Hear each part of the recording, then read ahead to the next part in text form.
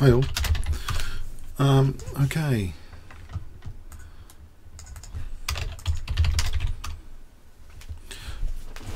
Sorry, it seems to have started maybe about 30 minutes ago. I think I have to put this a bit earlier. Was it maybe a 2:30 start? Let's get the timing right here. So when did they start?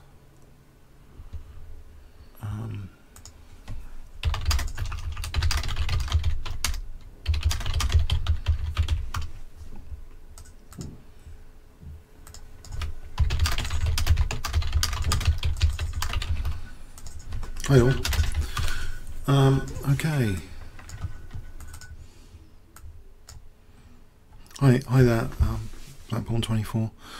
So did it actually start 2:30 UK time? Got the timing wrong. Oh dear, oh dear.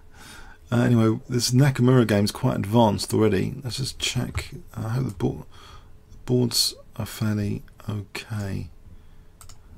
Are the boards okay? The boards look okay.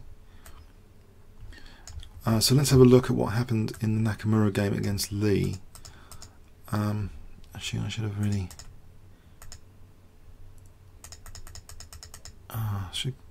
Okay. It was an English opening. Early D5, Queen B3. White's getting, in theory, nice central control. Disruptive check. And then this Knight G5, threatening Queen F7 here. So forcing maybe some extra dark square weaknesses Black didn't want. So we have this pawn sack. I don't know if this is a completely prepared line. White seems to be threatening Bishop C3 there. Gets out of the way, gaining another tempo. A4, and it looks as though that's a serious threat, A5. So here we are with A4. I think it's a very serious threat of A5. This looks like a bit of preparation here. White's done this kind of gambit, a weird and wonderful gambit here. Very exciting stuff. In fact, we got the whole game in here. We have.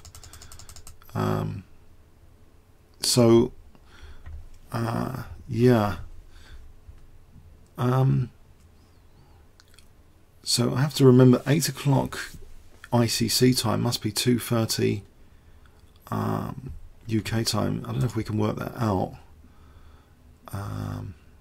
If we look at this, it mentions 8 o'clock ICC time. I thought that was 3 o'clock, but maybe it's not. So the actual ICC time is New York time, 10 o'clock. It's now 10 o'clock New York time. So it started, I think, 2 hours ago. 2 o'clock. No, it's 10 o'clock there. Sorry. I don't know, maybe it was 2 o'clock. Okay, anyway. So we've also got, let's have a look at, I'll get rid of this game. Let's have a look at, focus on the USA match. So there's another USA game to have a look at.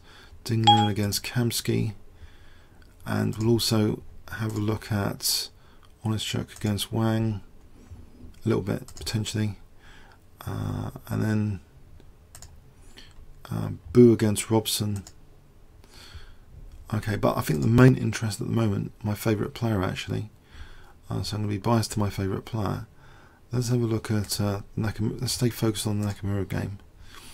So I don't know how good this board is. I hope it's okay. Put this window down a bit further. I wonder how that is on the stream. You can see the board okay. Are the boards okay? Or should I make sure that's around about there? I don't know. I'm just guessing that's okay. The board's okay.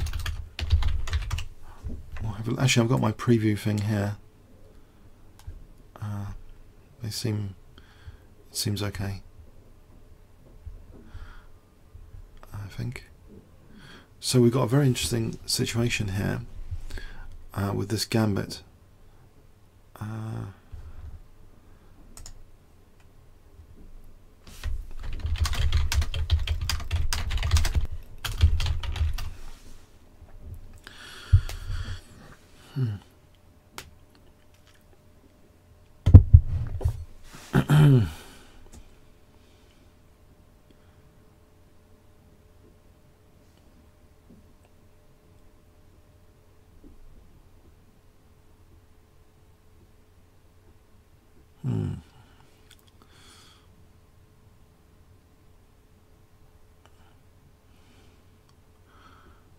Okay, so let's see. Let's get a recap on the other games for a moment. So Honest Chook against Wang. Let's have a look at what happened there. D4, Knight F6, C4, E6. Queen's Engine, very popular and trendy. Now it's kind of Tarrasch defense type pressure on the centre.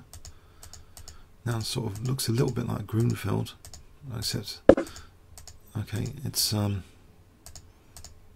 might have some small advantage potentially. Black's got that C5 square. There's pressure on E5 which was ignored. That's interesting, quite sharp position. Oh, nice pin there. Using the pin. Whoa! Oh, what a tactic. Look at this. Knight takes E4. So there's a pin on the queen. And now attacking the rook using that pin on the bishop. And now threatening H2. White has the luxury of playing check here. And it's equal on pawns. But White's rook can get the 7th. We have just a very quick look at this.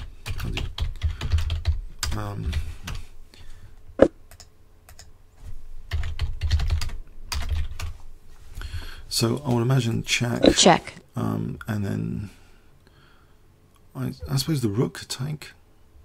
If the rook could take, I suppose. It started 2 hours ago. Ah. For some reason I thought it was 3 o'clock. So some fine tuning is needed for this coverage. Anyway, I was in a cafe anyway a couple of hours ago. Right, this position seems okay for White. It's a bit dull actually, maybe potentially dull. So let's have a look at another one. Nakamura Lu. Oh, he's moved. Okay, he's moved. Let's go back to this. Have a quick check on this. So Knight D7. Okay, so if we go with A5, we've also got this nice opportunity to attack the rook at the moment if needed. I wonder what happens here. So Knight, I don't know, that looks a bit strange. Allowing A5. Let's Knight go here. Is that crazy? Takes. Doesn't look very pleasant for black. I know his black's opening gone wrong here.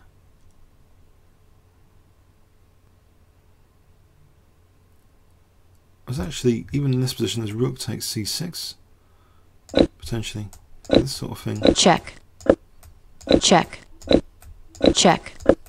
I don't know, it looks as though isn't this, I don't know, I'm dreaming this. Why isn't A5 strong here? Okay, I'm sure there's a move for black. What on earth does black do in this position? I'm stuck for a move. It starts at 1 PM. Okay, is it tomorrow at 1 PM as well? Dear, oh dear. It's only 2 hours late, but these games are quite slow. Maybe it's good to join them a bit late, so we've got some moves to check out. I don't know. Oh dear, oh dear. 1 o'clock.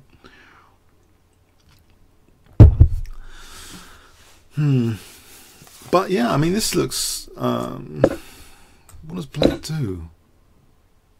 There is actually rook c6 here.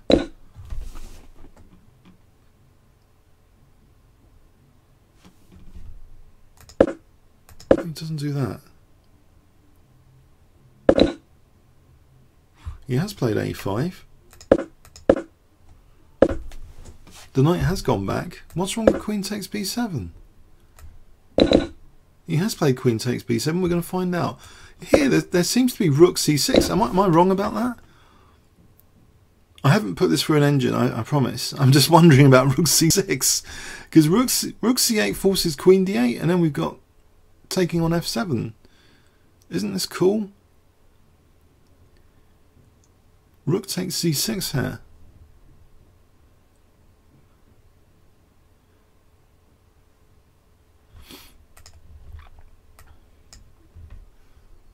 I don't really know. I don't really get this position. This was an intriguing dynamic opening. I think this is a bit like Alekhine sacrificing a pawn in the openings. Alexander Alekhine was often doing this. So here we have a very dynamic idea. It's knight g5.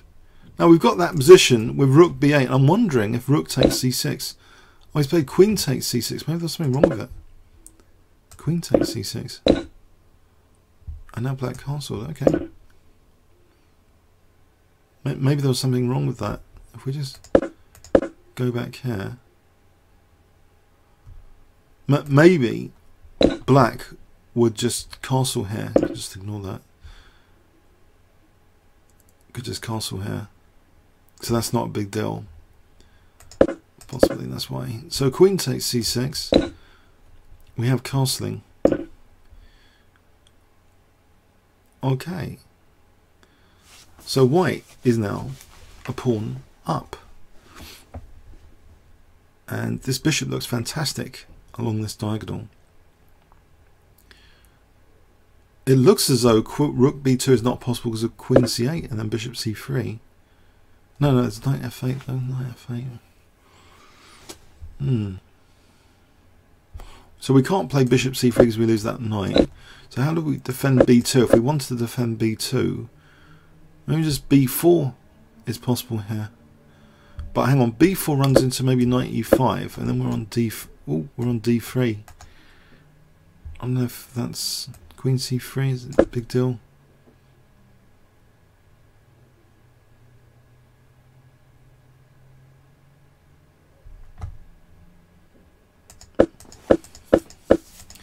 So okay, castles.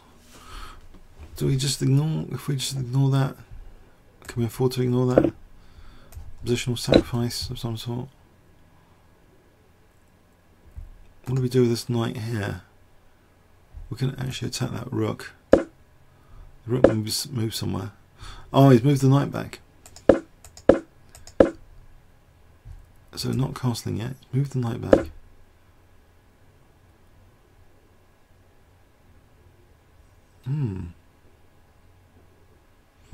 Now here, if here actually takes.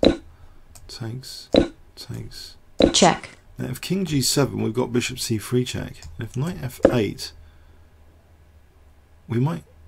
I don't know if bishop h6 is possible. Queen b4. No, that's probably not possible.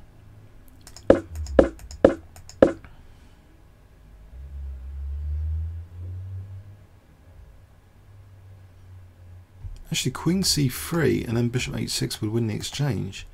We play queen c3. If the rook moves, we've got bishop h6. If queen f6, we've got e5. So I wonder about this position. This pawn might actually be immune. If the rook moved, you know, we've got bishop h6 and we're threatening mate. I don't know, the pawn looks immune. What do you think, guys? Is this pawn immune? Everyone convinced? That queen c3 is the move here. If rook takes b2, queen c3, what do you think about that?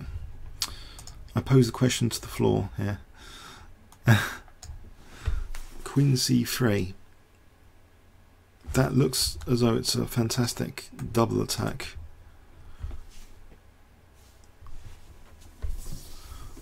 Can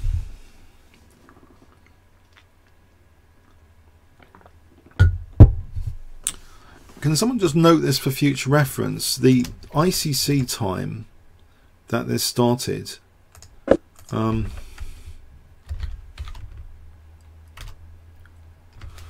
9 o'clock. It was New York time. 9 o'clock. 1 o'clock. Nope, I have to get a mapping between ICC time and UK time.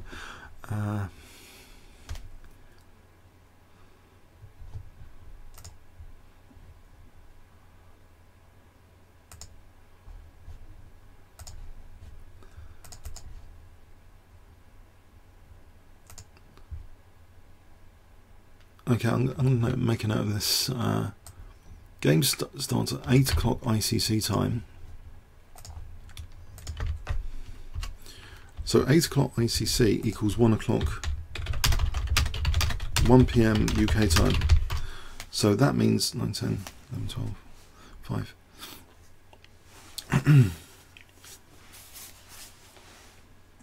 5 hour difference.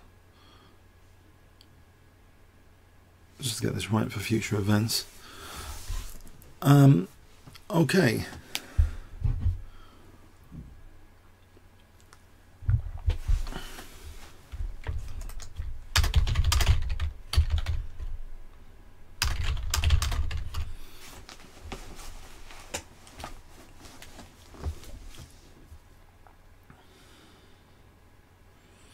Alright, so we're not taking the pawn, I think. Black doesn't want to take the pawn, so he's a pawn down for not much compensation. White controls the c-file. I think this is a major success for the opening. I don't know, we should research this opening for our own over the board games, for those that play it over the board. What on earth happened? It started with the Reti going into it English. This early d5, queen b3. It looks like some sort of Grunfeld. This check, disruptive. Now knight g5, and then we saw e6, bishop e2, bishop e2, knight e2, offering the d4 pawn. It looks like a risky pawn to take because black is weakening the dark squares. It looks like some sort of positional sacrifice in theory. And the bishop's immediately threatening to skewer the queen. The knight's holding the pawn. Queen gets out of the way. Tempo gain. Looks like an interesting gambit position. This position here, I don't know about you guys, but I would have this as white because you've weakened the dark squares here. We've got pressure on the queen side. We can't answer like this because we lose the knight. It looks horrible, this position to start off with. And now black's gone 2 pawns down without much compensation.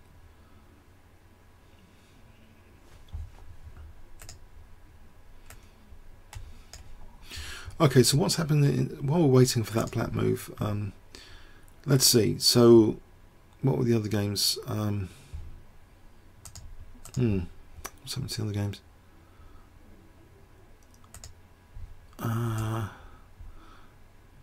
So let's have a look at the Kamsky one. We should have somewhere. It's gone. Is it underneath? Onshuk Wang and Windows. Something labelled. Nope. Get rid of these temporary consoles.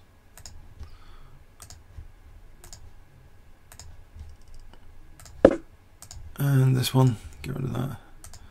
And we can select the Kamsky game.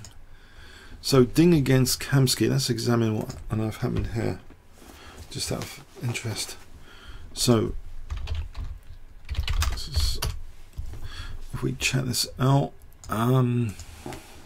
so Kamsky playing black. Let's flip the board from black perspective, maybe.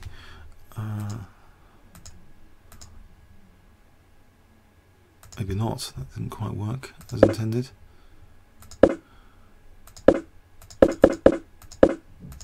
So very solid Slav with a6. That's quite trendy. Ivanchuk's game looks interesting. Okay, I was thinking of focusing on the USA match. I don't know, but I suppose if you guys want to have a look at Ivanchuk, we can. Just checking this out briefly. Solid position. White has horrible pressure on the queen side though, it seems.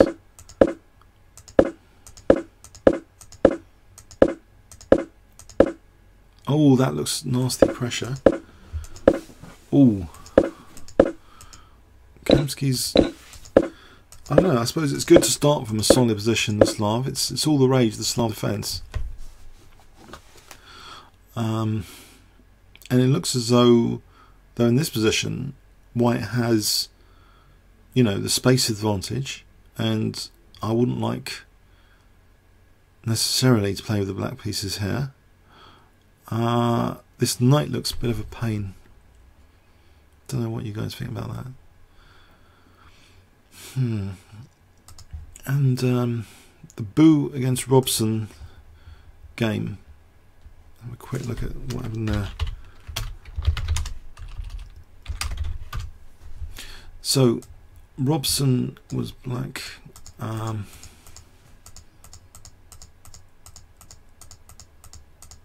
So he's black in against the Maroczy bind.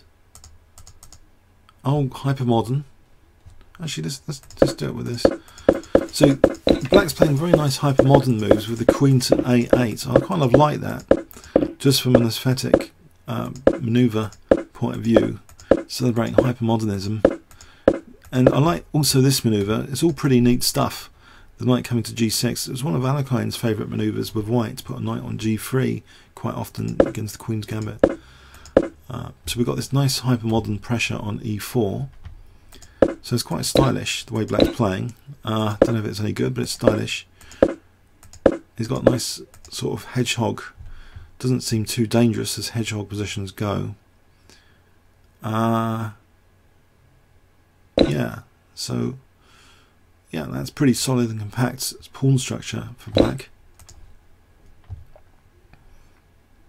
Let's go back to the Nakamura game. So nothing's happened there yet.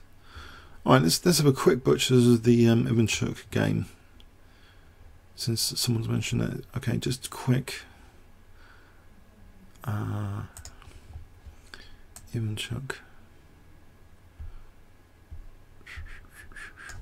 against Ipatov.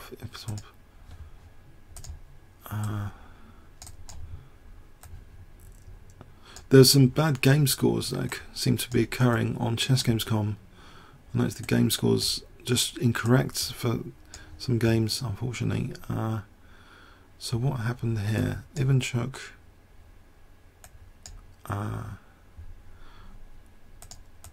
against Ipatov. So a quiet e3 there against Slav. Everyone's playing Slav. What's happened to the world of chess? We're in Slav territory.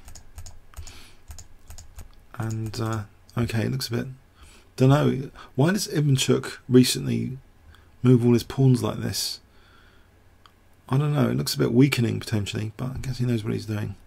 So he's clamped down on e5 though. Okay, keep that in the background. So let's go back to the Nakamura game. So nothing moved there. Thing against Kamsky, d5. Black's under pressure here. Boo against Robson. Just rook c8 has been played. Nothing too much going on there. Rook and pawn ending here. White has to make space for the king. Looks about equal. Bit dry. Okay, so let's go back to let's focus on this one for a moment. Why does it say examined? No, the clock's still going. Okay, so knight f3 has just been played.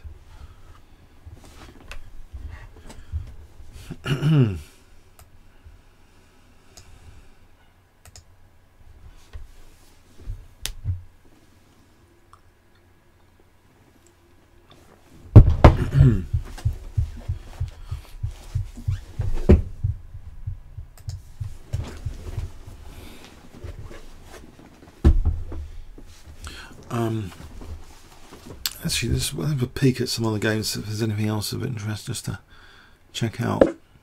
Oh no, we've got a move here somewhere. Which one? Which one? Ding against Kamsky? Nope. Boo against Robson. There's Rook C8. On his Shook Wang. Just G3 has been played. Making space for his king. Okay. I think that one, let's just clear off that one. I don't think it's that interesting. Probably going to be a draw. And let's see something else in the highlights. Karakin's an interesting player. Naidish, he's quite an aggressive player. Has he got an aggressive position? That looks quite fun.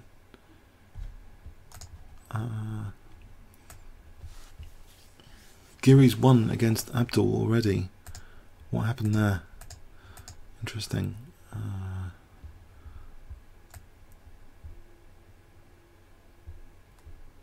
Kopian, Aronian against Mamedov. Aronian against Mamedov. Aronian's one of the top rated players in the event. So he's played this G3 system. He's just going for that small positional edge, that grip on C5. He doesn't mind black playing for E5. He's weakened the E3 a little bit, covering it up. Doesn't mind the backward E pawn here, he's just got that grip on C5. And then King F2 looks a bit strange. A little bit. But he's got this grip on the dark squares.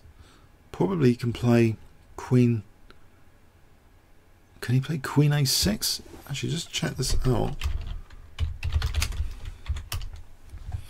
Queen A6 just hits this queen. Where does the queen go? D2? There's rookie.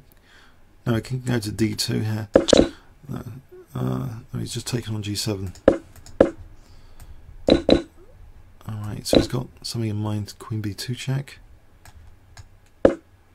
No, just rook D1. Okay, I think Queen A6 is potentially useful though.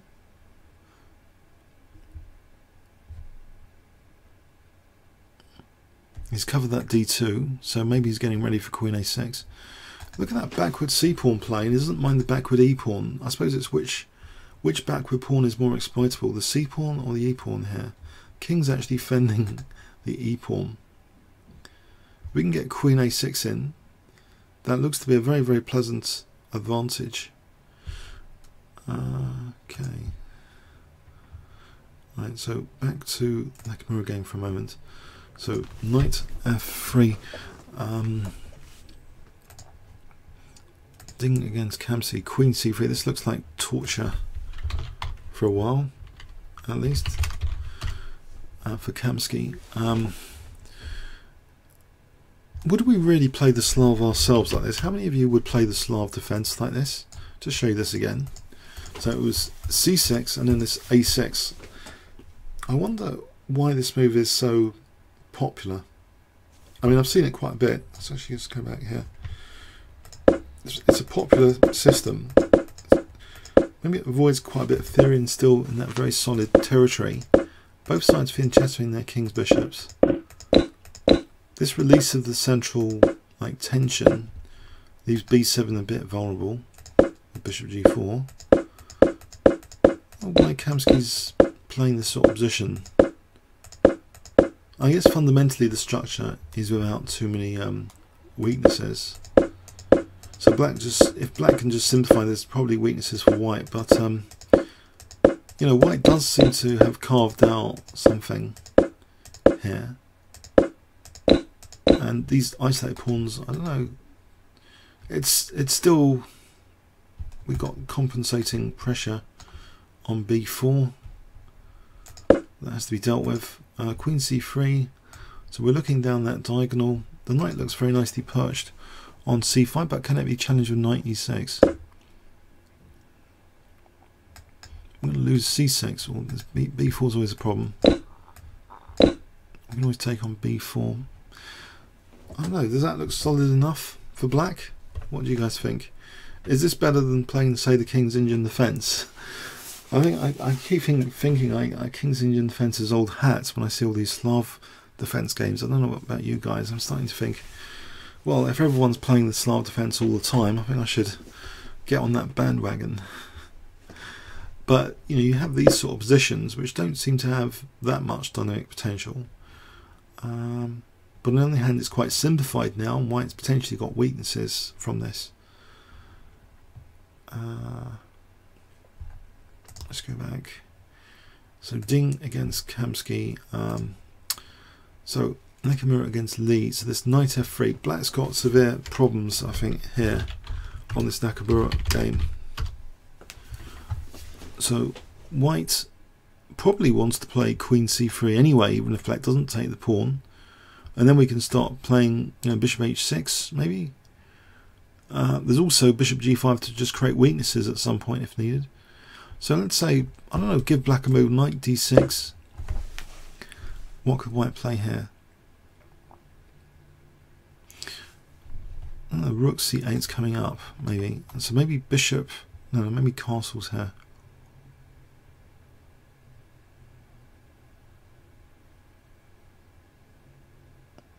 Oh, English refugee McShane played a6 in the Slav when he beat Aronian Austria. Cool. Actually, knight d6. What do we do about this rook c8? I think we probably castle.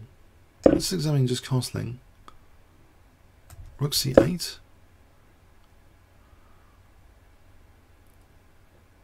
Queen a4.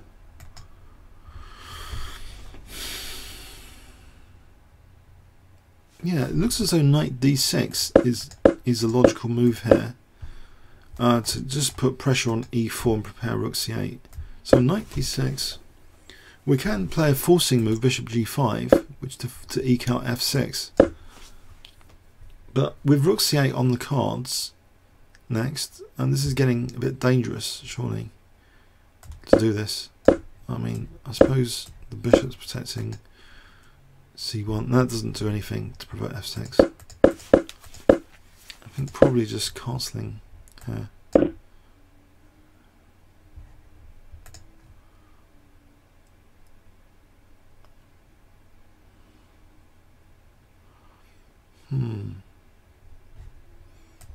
So what would we do here? What about just queen a6, just to try and control c8? So the knight can't take, because we're going to lose the c8 rook. If rook takes, knight takes, we've got rook c8 check. Check. And that's probably quite dangerous. Check. For black.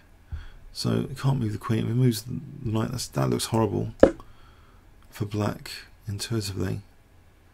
Just maybe bishop h6.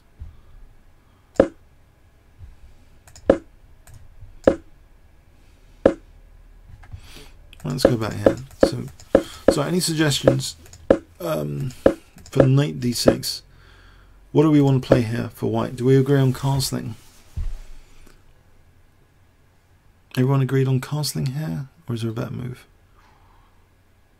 We've got to connect our rooks, surely. That's a priority, to connect our rooks. Is it not? Here, is that gross generalization? Can we do something better?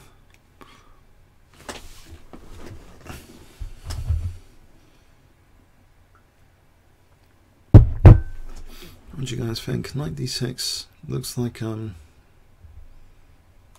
move.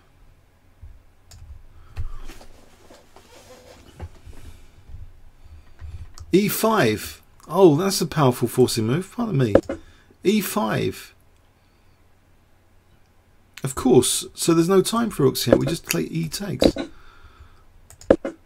e5. What a pain. So we're actually keeping possession of the c file. Wow. So if knight f8, black's not threatening now rook c8, we just snap the rook off. We just play queen takes c8. So now castle, of course, that's much better than castling straight off the bat. We control the c file now. Black doesn't want to give up two rooks for the queen. That would just be terrible. Yeah, e5, good one. What does black have here? Anything? No, I think black's worse. So knight f5, castle here. Rook takes b2 though. It's bishop g5. There's a pain. That looks like a right pain.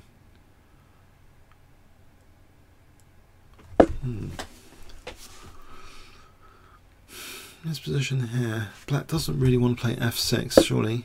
Going into another pin. We've got rook e1, we're on e6.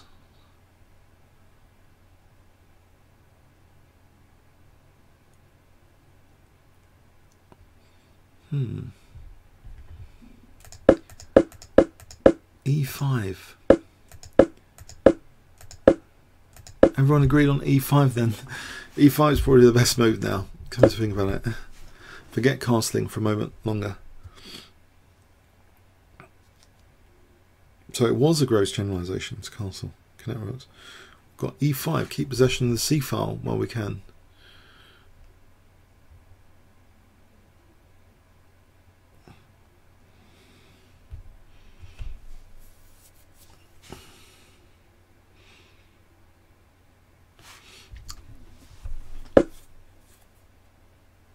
Knight takes e5 suggested. Knight takes e5. I don't know about that because I don't know if this skewer is any good because our bishop's holding c1. Let's play here. I can't see it. I can't see it. Unless there's something better there. For black, it's a loose knight. Can't see it.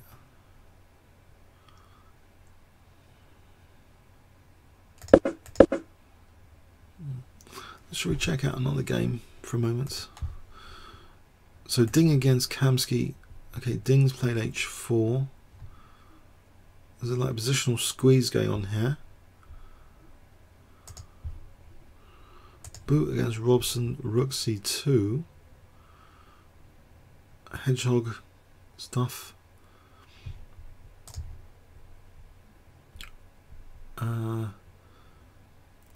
Iranian's game is out of interest. I think, is this Queen a6 going to happen? Right.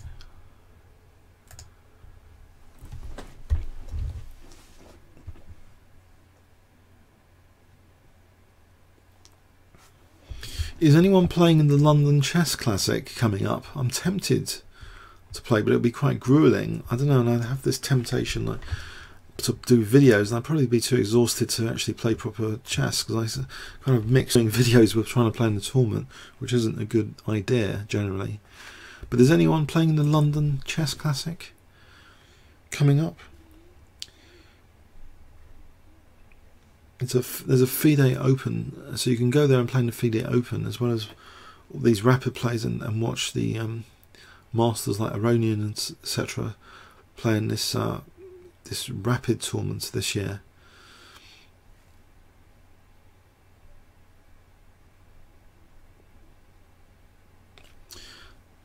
So London Chess Classic, I would like to try and, at least if I'm not playing in it, to sort of check out those rapid games. It will be with time increments. I think it's going to be reasonably high quality, except Magnus Carlsen's not playing in it, but most of the other top players in the world, you know, quite a lot of them are playing in it.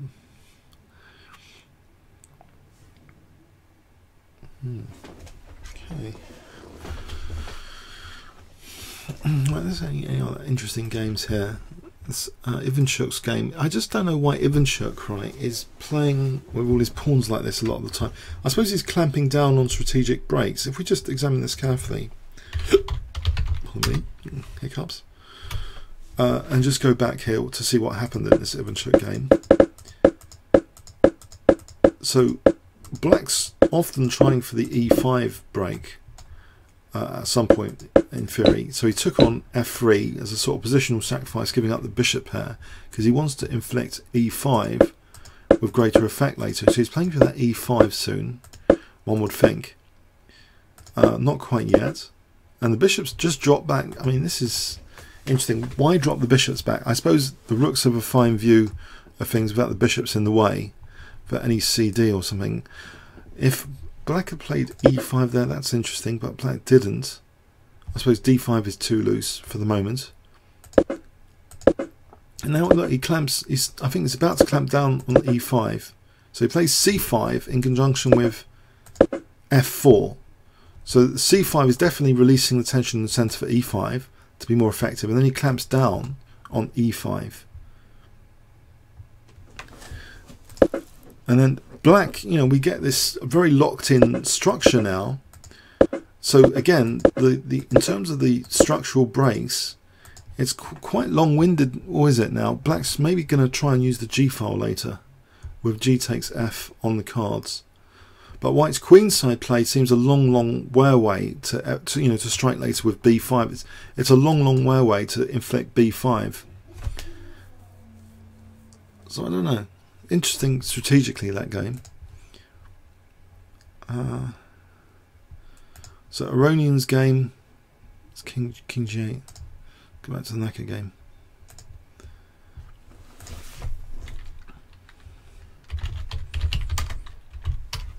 Maybe one game's enough. I don't know. Maybe one game's like complicated enough ramifications of this position. If black can't play knight d6, e5's unpleasant. To move the queen, sorry, Grishchu 1987. It seems the knight on d6 isn't so good given e5. Correct. I would assume so.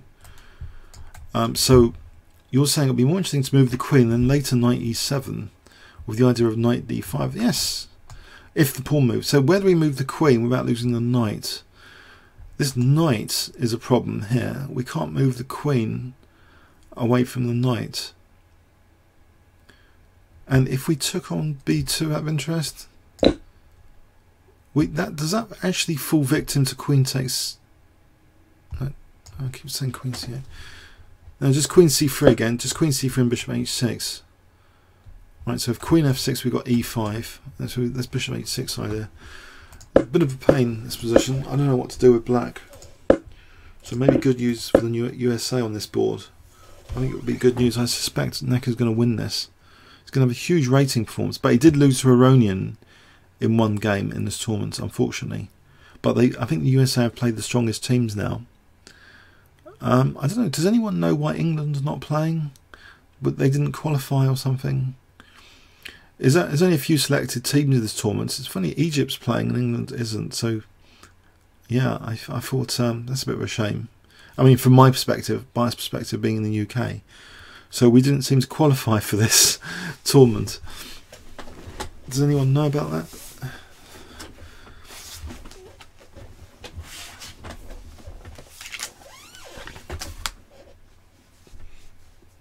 So I think I'm backing the USA as my favourite team to win. Actually, not. I mean, they might not win, but I think I'd prefer them to do well in it. Okay.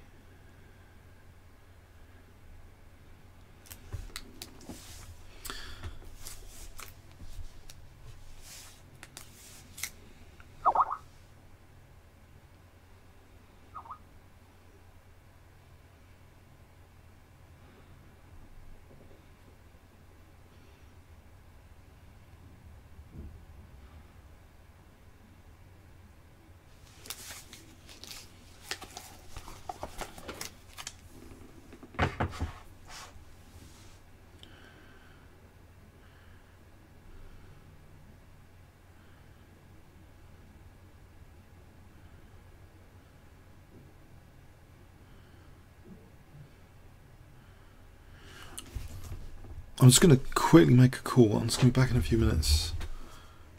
Or not. I don't actually, I could just message. I could just send a message instead.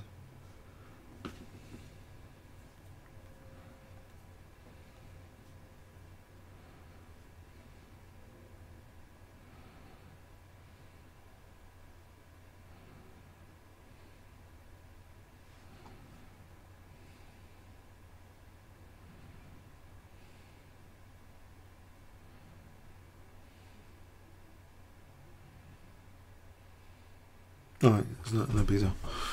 Okay, so, okay, rook d8 to protect the knight. And it's pretty slow, yeah. Rook d8, protect the knight. It's a bit of a miserable position. Now white castles. The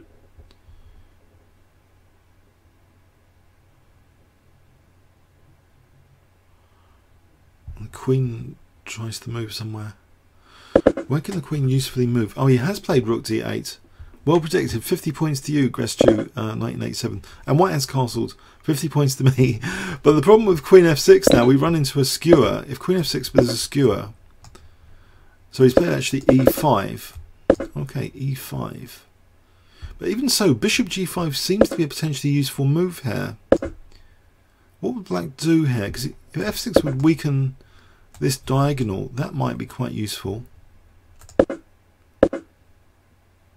He's weakening the diagonal anyway, and d5 with that move. But he's blunting out the bishop from this diagonal, so maybe black is now threatening rook takes b2 now.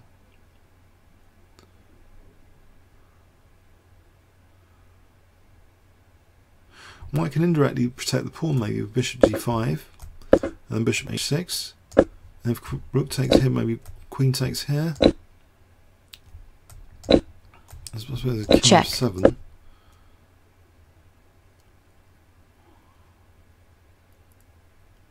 That's not a big deal.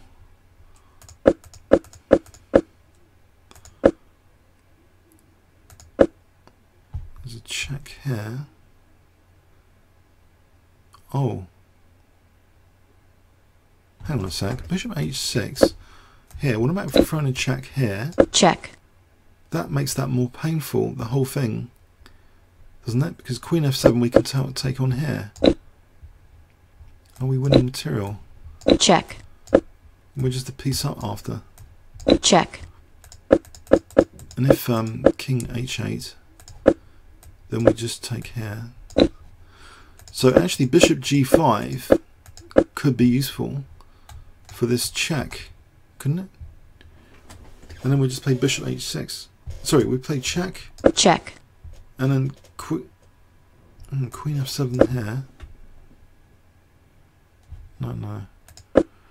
Okay, no, we just play bishop h6, and if it takes, we play check here. Check. And then queen takes c8. Make queen take c8 more effective.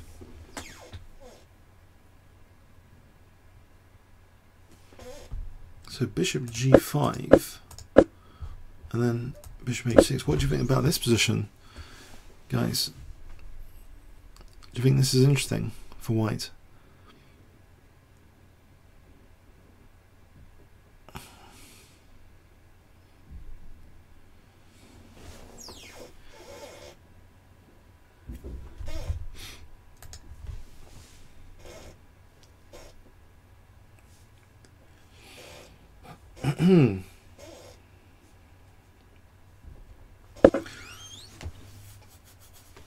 Does anyone want me to try and have a go at video annotating the Iranian Nakamura game? I think that was an interesting game. If I've got time at some point.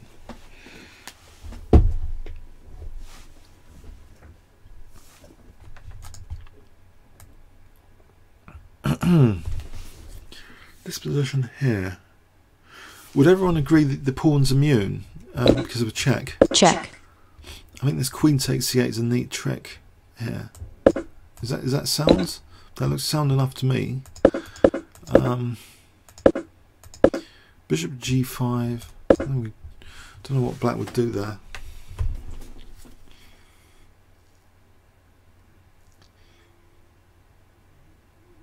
Because white has a nice possession of that c file.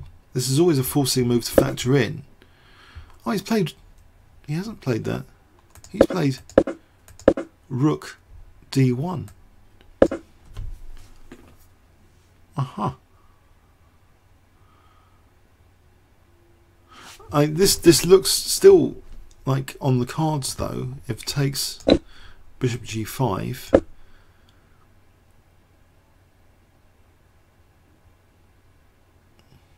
No, actually, we're now threatening rook d7. That crashes through, doesn't it? Rook d7. Because we're just winning at c8 with check. Check. So it looks as though you know, this is too powerful, this position after bishop g5. It looks crushing. So I think this pawn's immune. If knight d6, okay, let's go with knight d6. Again, bishop g5, we're now hitting the queen and d6. Double attack with one move.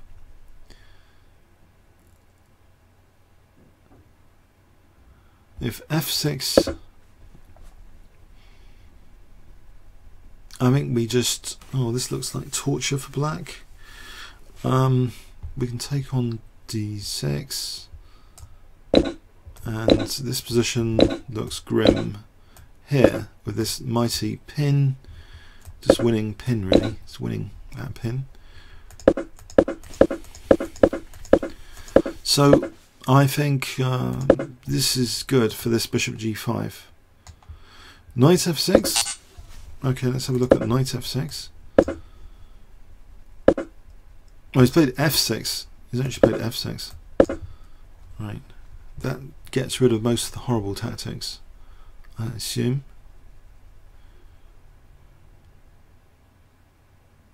We've still got bishop h6 though, now, for the aforementioned tactics with the check. Check. And then queen takes c8. I think bishop h6 is interesting, if nothing else, just to stop rook b2, or the bishop might be perceived useful on d2. He could just play b4, just, I don't know, maybe b4.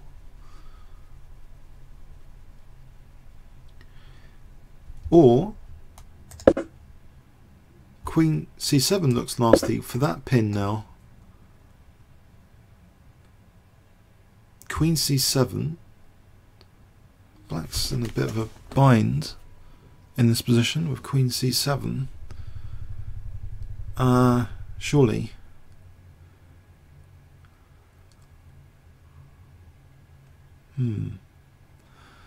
I still, you know, if rook takes, we still play bishop h6. We're threatening rook takes d7. We've got pressure on d8 here as well as that pin.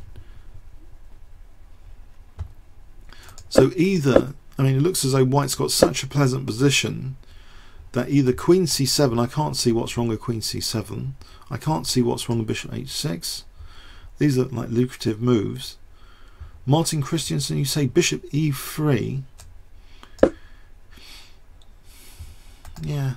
Well, the knight's protecting that pawn for a moment. I personally would be considering, I think, priority queen c7, bishop h6, just to try and create some more pins in the position with either move. Actually, the pins are being celebrated here with either queen c7 or bishop h6. Personally, I would say.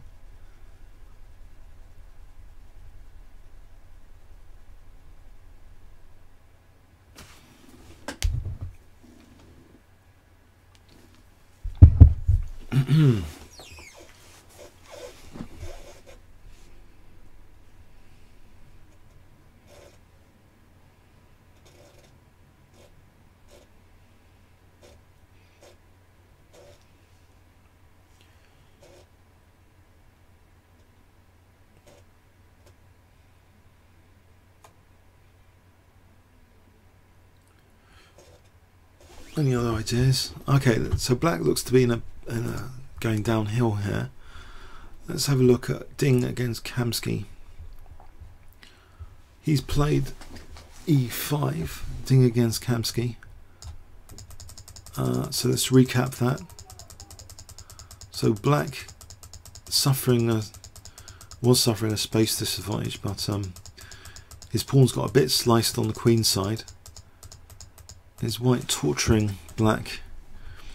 After this e5, this bishop's kind of fixed in. Okay, let's copy this board for a moment. So this bishop's fixed in the structure here. Black might actually be playing actively later You never know with f5. Or he could just be content to hold a draw on this board.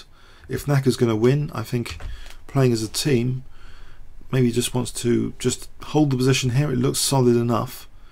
Although White's bishop on f3 means rook d1. It's going to evict the queen. Okay, let's go to Boo against Robson. Not much has happened there. Okay, so okay.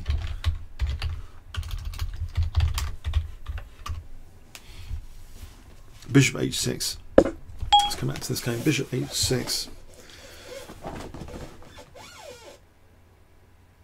You try. Sorry. Okay, Grestu. You try knight f8. So for knight e6, you try this, would you? Okay. Yeah, that looks plausible. That looks plausible for a moment, at least.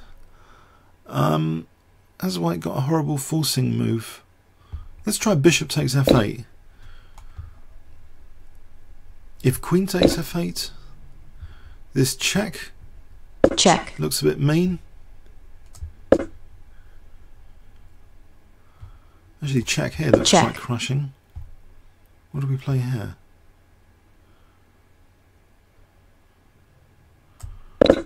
This looks all over, doesn't it?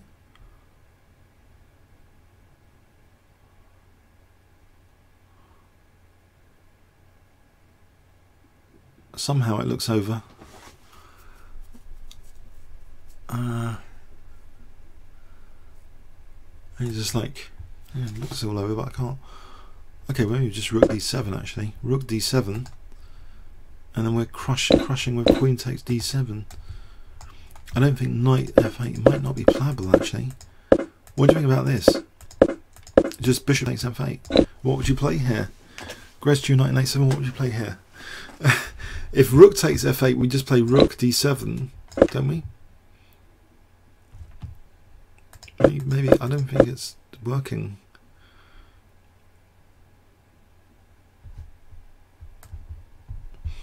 I'm not sure it's working. This looks crushing. He has played bishop h6.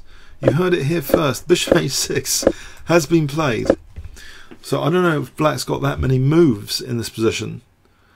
It looks as though, you know, again, just to recap, queen takes b2, we throw in this check to use that f7 square, and then we play queen takes c8.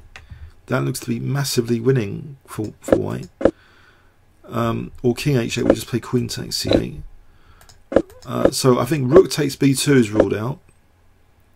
Knight f8, I think we just take. So someone's, Martin Christian, say queen e8. It looks to be holding for a moment of inspection. You want to play queen e8. Queen e8 looks a little bit suspect though.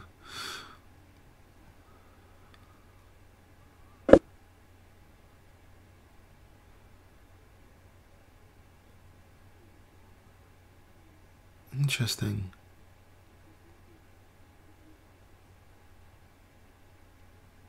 This queen c7 looks intensely annoying.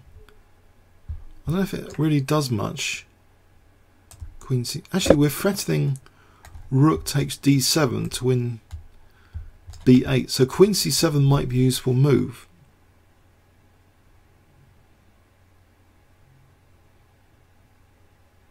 And the knight can't move now because we've got queen g7 mate. Checkmate. As the lady says on the ICC. Checkmate. So queen c7. What do we play to queen c7? It looks as though all these pieces are stuffed. Look at these pieces. This is torture.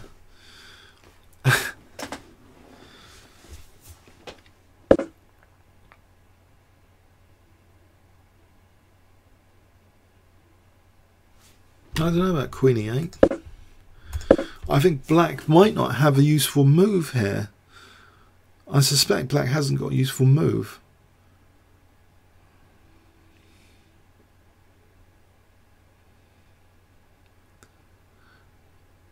Now, if knight f8, sorry, someone's saying bishop takes. We just crashed through the 7th rank with rook d7. This must be nasty to get this 7th rank in. And that can't be tolerable. This cannot be. Surely. Just to demonstrate that, I don't know. You know, just something like queen c7. We're on the 7th rank.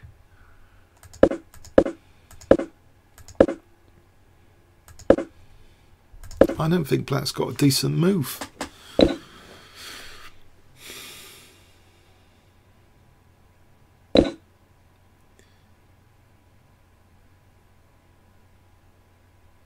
There's been some activity on some other games. Let's have a quick look.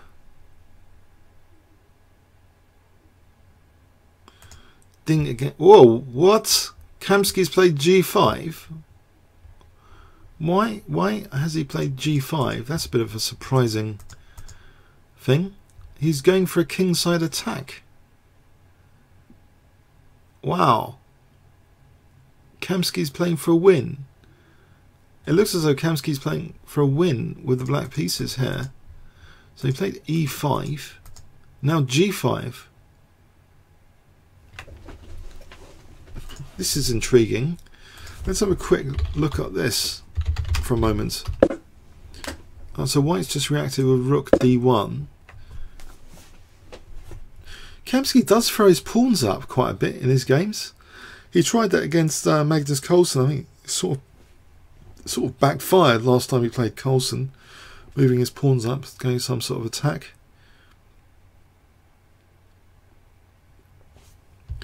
So let's see. I mean, say queen here. I think he might. Okay, he's dropping a6. He's just trying something on this g file. It looks quite lucrative to use this g file. And if hg, well, maybe we get this f file. Useful f file. It's playing very aggressively with black.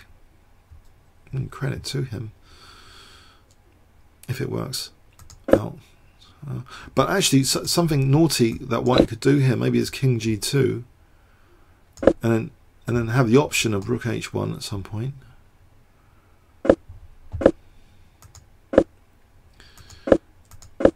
Oh, the queen has moved to e7. Oh, white's just taking on d8. Bit dull. He's just getting the rooks off first before doing anything.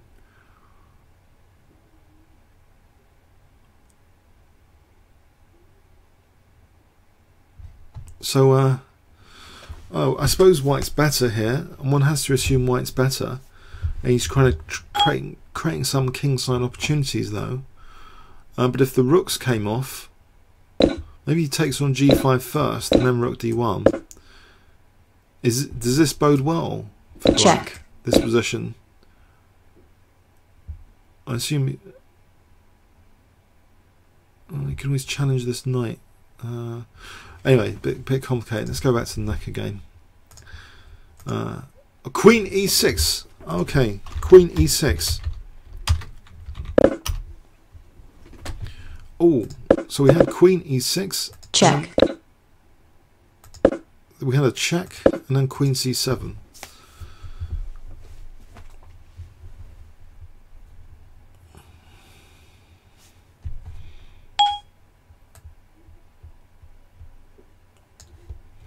So white is now concretely threatening rook takes d7 to win the b8 rook.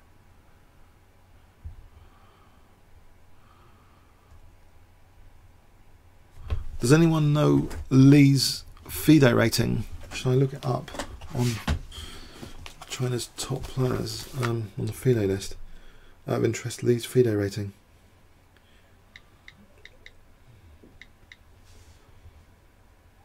A bit of information.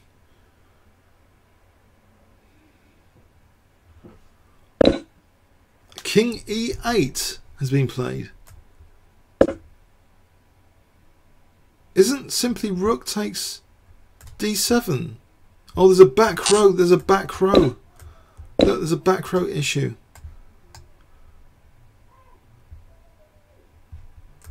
We get back row mated. Check.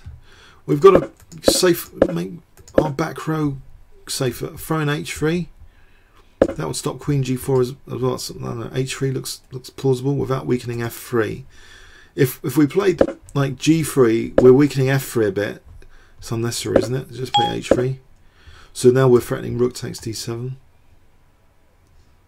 But it does give black another move. Like, oh, takes here.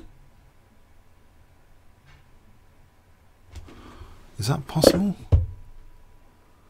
What? He's played rook d7.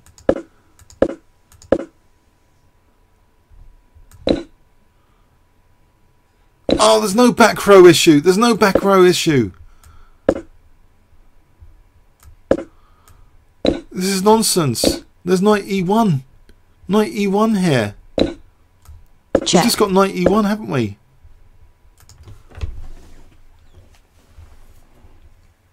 The bishop's protecting the rook. Pardon me. I incorrectly said about the back row. It's knight e1.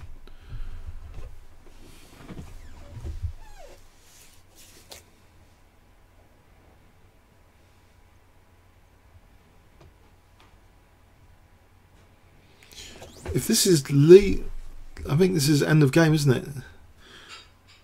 He's 2683. He just crushed a 2683. Oh, so knight b6 has been tried. Knight b6.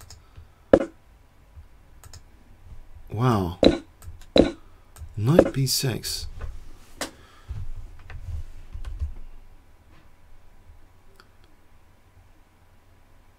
Then we've still got a back row issue.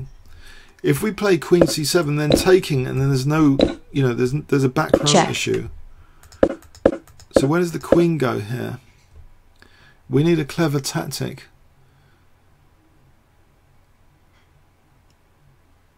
I think white can just have 3 pieces for the queen, if nothing else. Check. We're just taking 3 pieces for the queen. Well, let's take with the queen here. It's quite a lot of material.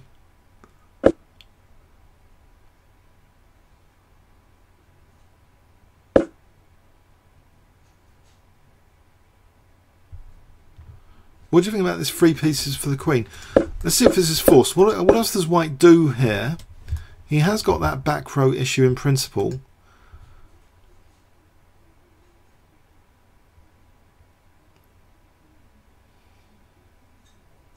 He could flick in knight takes e5. No, he can't. Queen d1. Check. Let's not try and be too clever. Okay. I think queen takes d8 looks like a... Check. 3 pieces for the queen is better than the queen, isn't it? It's like 11 units. 5, 8.5, 11.5. This position, right? Okay, we've got... You know, what do we do? What do we do?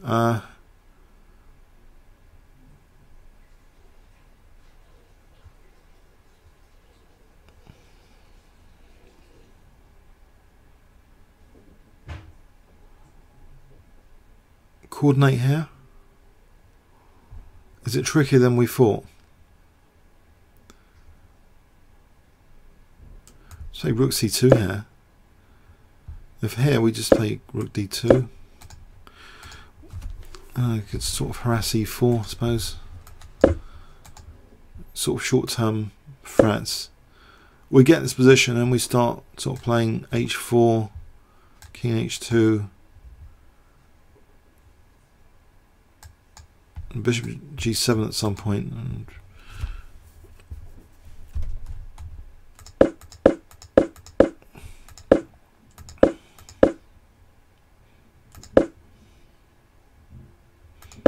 so black's not going down without a fight after knight b6.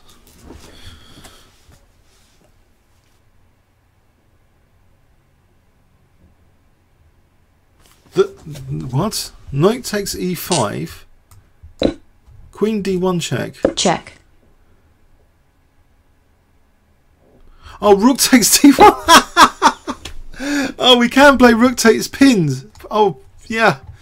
All right. So knight takes e5 might be playable. Okay. So we can't take here because it's like check. Check. And rook takes. All right, we can go into this.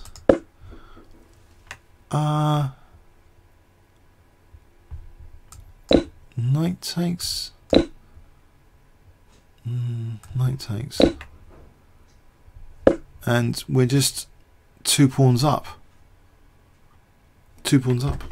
Yes. That's a good point. 2 pawns up there. Bishop e3. We can target a7. So knight takes e5 is playable, yeah. Knight takes e5. So there's no back row because the rook is pinned. Check. So we just take, that's pinned, right. So knight takes e5.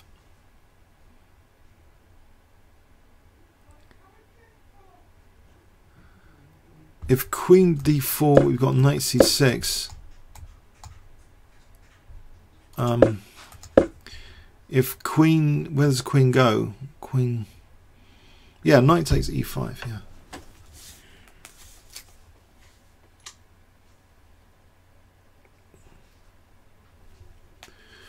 Maybe so. Naka's out calculated his opponent, probably. Knight takes e5. So it's bad position though, isn't it? Because this position here is 2 pawns down. That's better than the queen versus 3 pieces. This is better for white. We're 2 pawns up.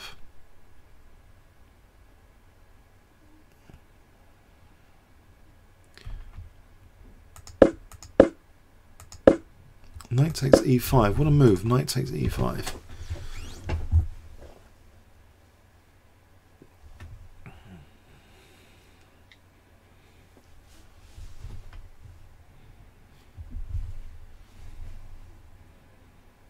Does everyone agree then? Knight takes e5 might be the most strongest move here. Forget giving up the queen. What do you think about knight takes e5? Should we take a vote on it? Do you think knight takes e5 is the move then? What do you reckon? Knight takes e5 or queen takes d8? I think knight takes e5. He has played knight takes e5. Okay, so there isn't this queen d1, it's illusory. Oh, he's just 2 pawns down. He's just 2 pawns down. It's end of game. He has to take the knight. We've got bishop e3.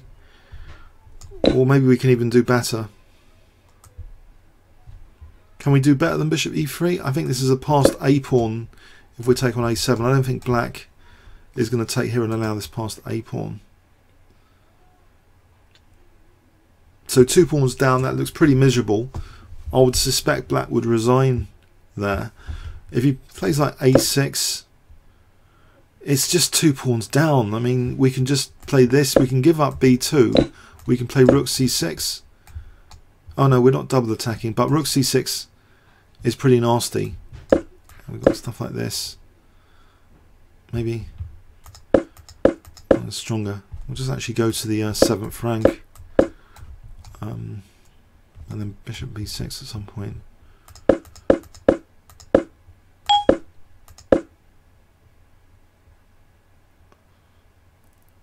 What do you think about bishop e3 then? Is that the most likely? Just attack this pawn. Forget about b2. So we're into the land of technique now. 2 pawns up.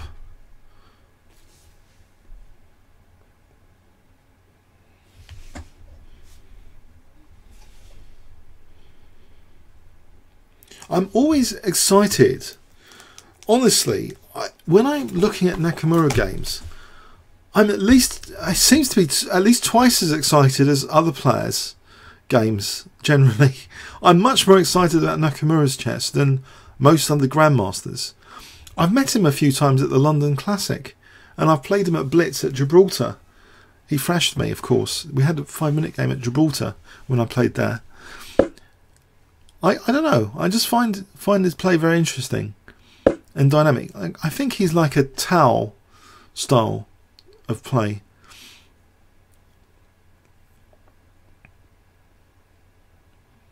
I mean, this is a bit Talish, isn't it, this game? With knight takes e5.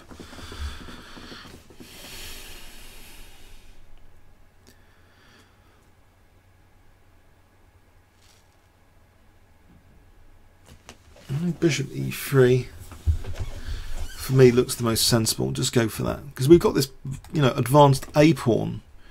If we can knock out the a pawn here, we've got a fast, you know, queening a pawn.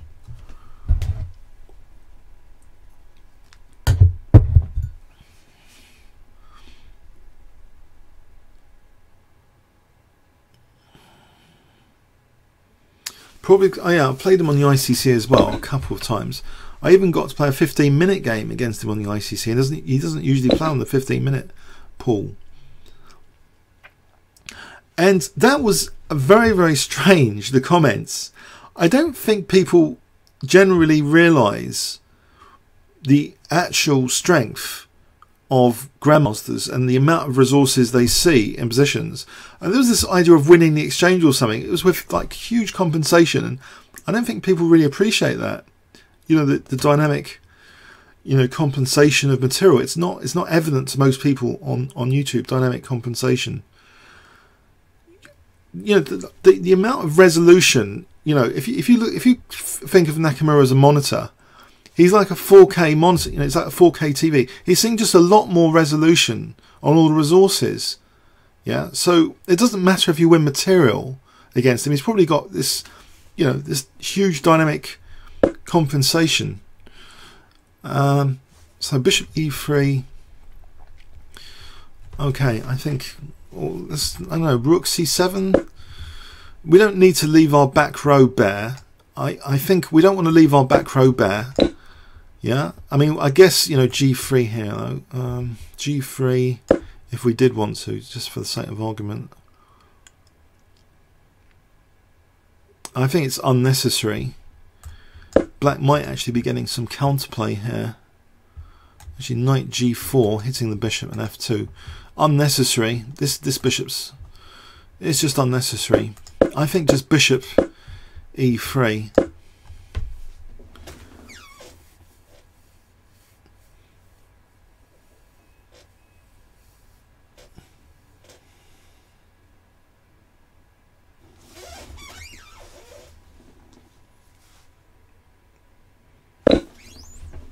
f3. We're giving up b2 without getting a pawn back. Doesn't feel right to give up necessarily that pawn, but I suppose the check. We get this pin, and yeah, that feels unnecessary. Oh, I still prefer bishop e3. Let's have a look at some other games just briefly. So Kamsky's going for it with h4. Going for something here with h4. He's trying to put a pawn on h3.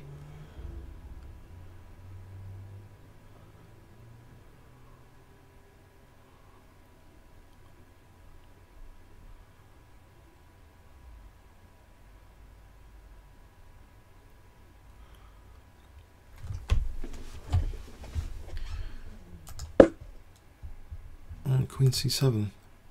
White's just trying to exchange off all the pieces. Maybe it's because he's got a 2-to-1 pawn majority. He just wants to exchange off all the pieces and use the pawn majority. Boot against Robson. Hedgehog complexity.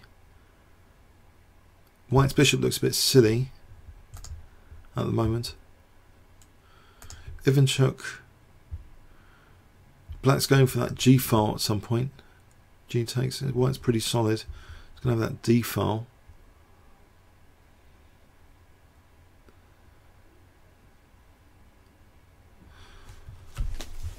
By the way, there's something amusing about this position. I'm going to just quickly show you this. There's a few seconds delay. There's something amusing about this position I've just noticed. In rook g6, actually threatens queen takes h3 for rook h6 mating.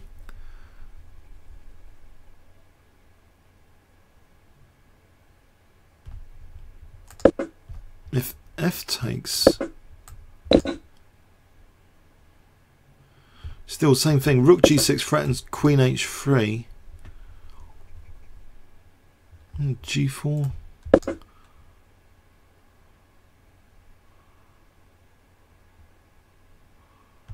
It's not such a big deal.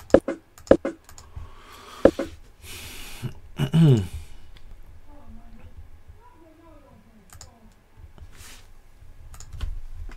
he's played H. Oh, blimey. Okay. He's played H4. Aha.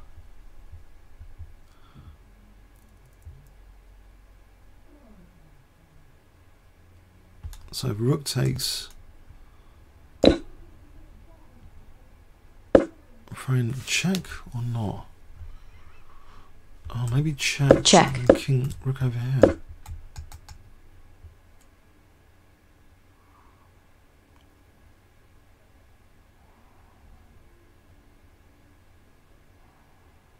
Right, so I don't know about this pawn.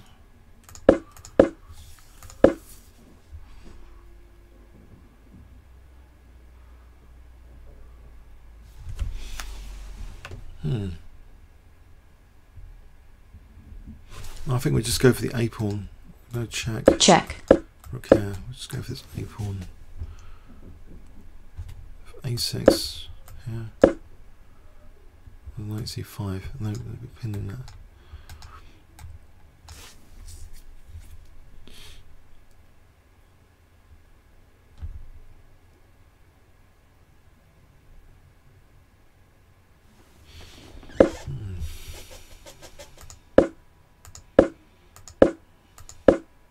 We want to throw in this check to have the knight pin.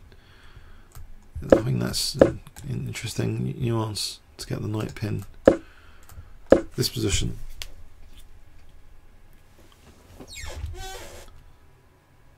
Well, okay, let's go. If we go with rook c7 without the pin, it's a6, and we've got knight c5 hitting e4. We've got this e4 attack, which is annoying as well, and then f2 after that. So I think the check might be better. When there's a strong, when there's an apparently strong move, think of a stronger one. Apparently, that's a nice quotation from someone. I've forgotten who said it. Maybe. Okay, I think black has to take on b2, surely. What else does black do if he doesn't take on b2? Oh, he could move the knight. He could move the knight immediately to e5.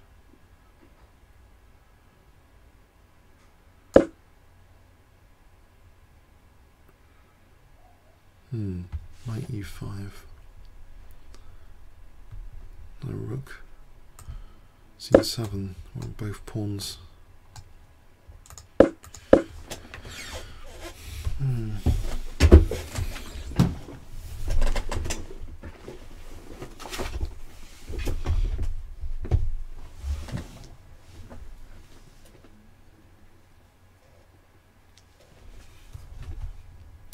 Instead of rook a7, rook c6, I think. Oh, rook a8. So let's have a look at that. Rook takes. Okay, so as if as. Oh, he's played rook b5 anyway. Right, rook b5. Complicated stuff.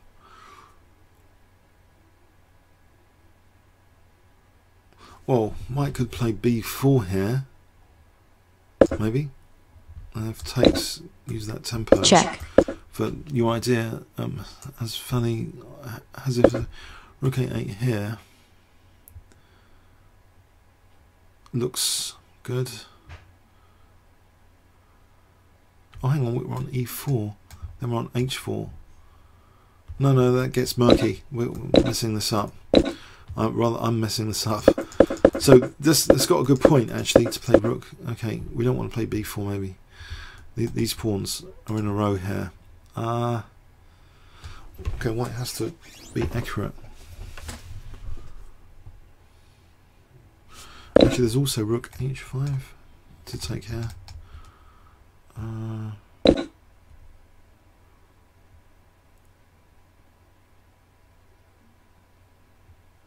Plays two pawns up.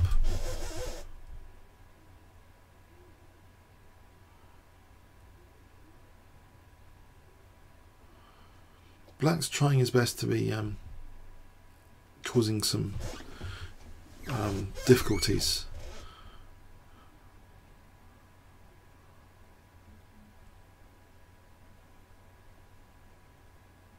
just play. We could just play a6. It's too long-winded to do anything over here. Surely we just play f3 here, and we're still eyeing a7. That's end of game. Surely the rook's just taking too many millions of moves to do that. So a6.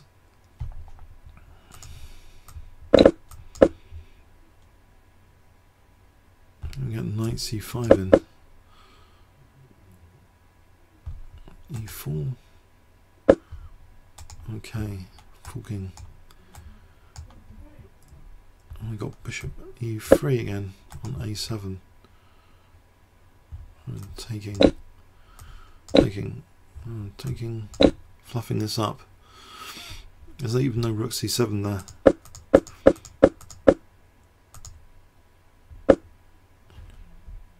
Bishop d2. Question I. So bishop d2. Take here. Bishop. Oh, we need a nice move, I think. I don't know. Something non-controversial, which I thought would have been quite easy, given we're 2 pawns up. Chris Millington, bishop e3. Okay. So we take here. Doesn't that seem a bit controversial? Because we're only 1 pawn up now.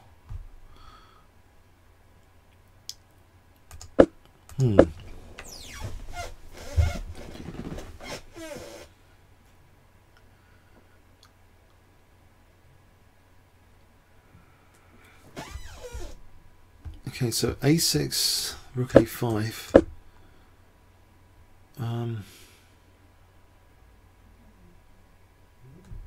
Trying this check. Check. Rook h8. Let's get this pawn. See, our pawn here can be check. a problem later. We get this pawn.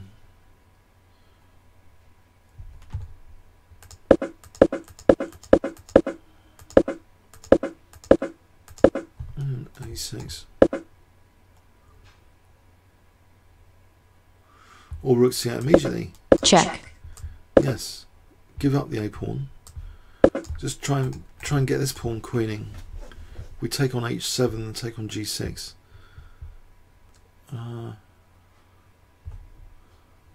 That looks good enough. Just going for h7. How does black actually defend h7? That's a problem.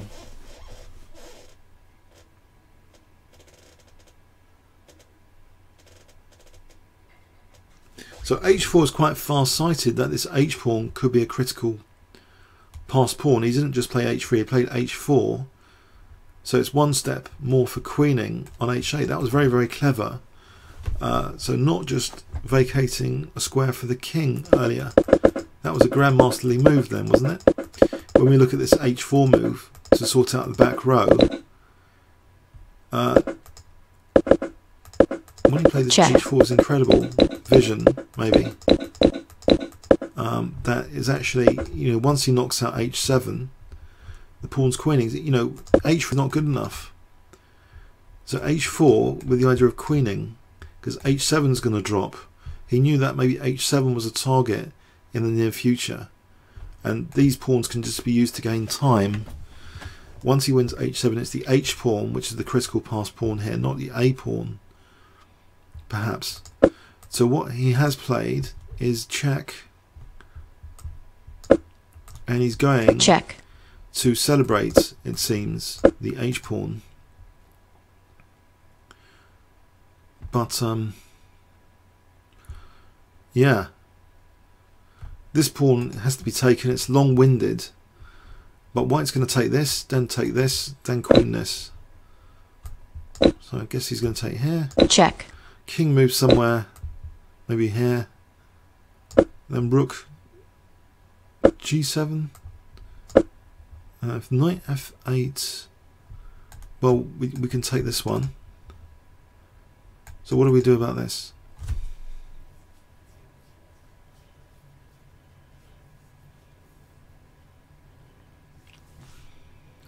So he's still 2 pawns up, and it's the h pawn is the one to look out for. far-sighted to play h4 earlier.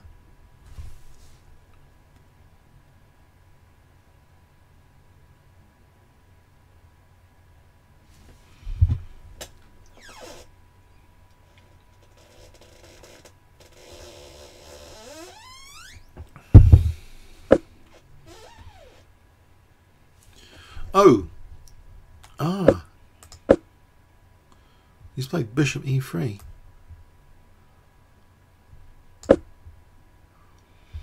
Okay, so he's eyeing a7. He's preventing knight c5.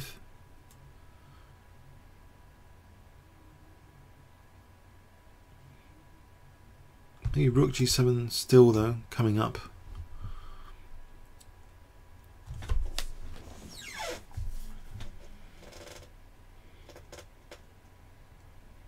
Let's bell and rook h6, just keep an eye on a7 from over there. Rook g7, take this guy out, queen the pawn.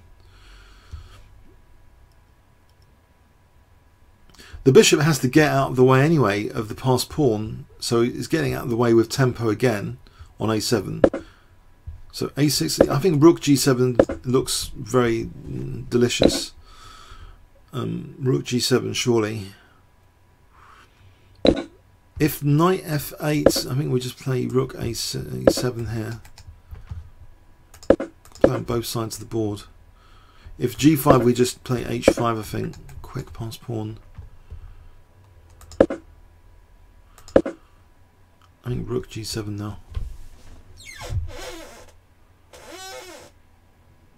If rook b4, I think just f3.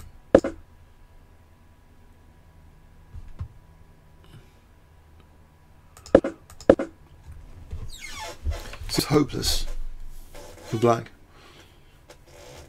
I mean, it's still put 2 pawns down, and we've got this running h pawn now.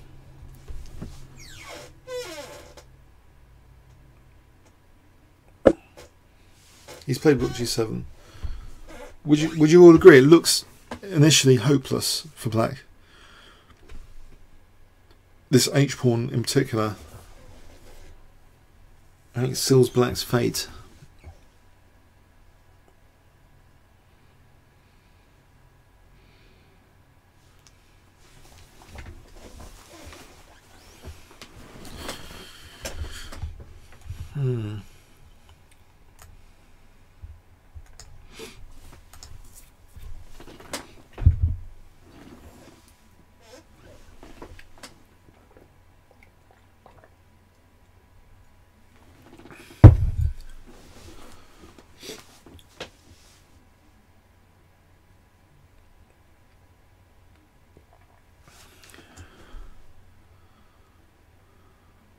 Question is rook b4, f3, f5.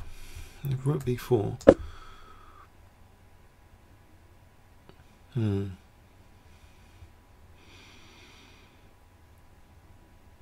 f3. You're saying f5. Yeah. We can just take that. Check. King can't take because of d7. We play h5. The pawn's playing through.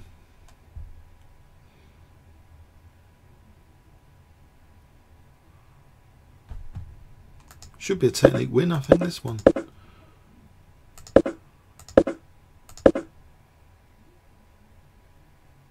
Hang on.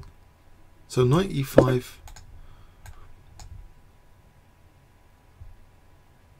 We play rook a7. And there's no way of defending a6 here. So are we going to get this pawn or this pawn at some point? He has played knight e5. I think rook a7 now. Whoa! Oh, he's threatening mate. He's threatening mate. Wow. Hold on a sec. There's a mate threat on e7 here. Mate threat alert. Rook e7 is threatened. Wow, tactical stuff in an endgame.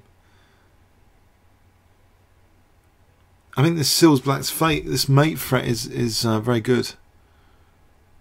Like I said that earlier though. What about knight c6? To stop e7 mate. Maybe f4 here. Is that necessary? I'll just why does he put that in? To drive the knight back. You can take here now.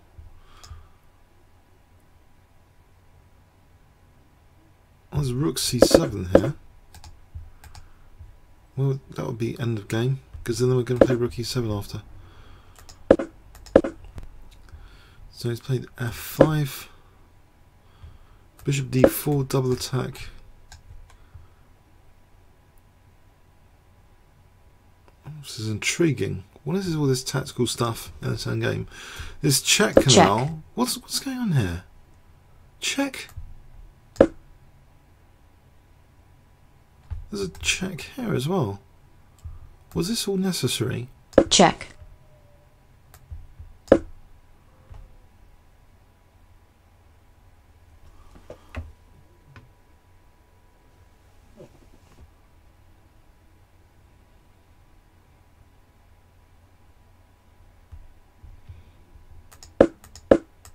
How odd. I never would have expected this. So he's played the check. Check. He's got another check here, Check.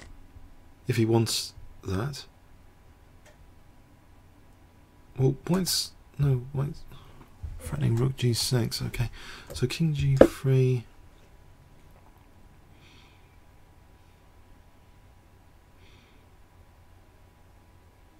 I think the point is this guy's going to drop with check.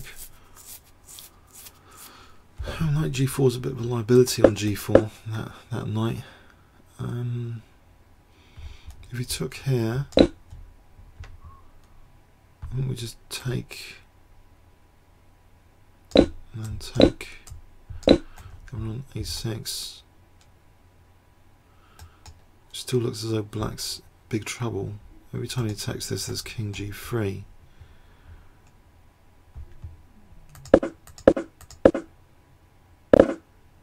Play rook b5.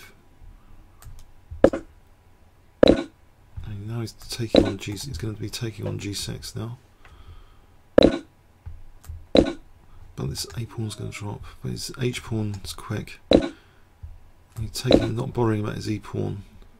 Actually, there's rook g5 taking here for a pawn to queen. So f takes is ruled out because we just play check. Take here and queen here. And if it takes here, then we just play h5 or not. Yes, every time there's rook g5 check here. Yeah.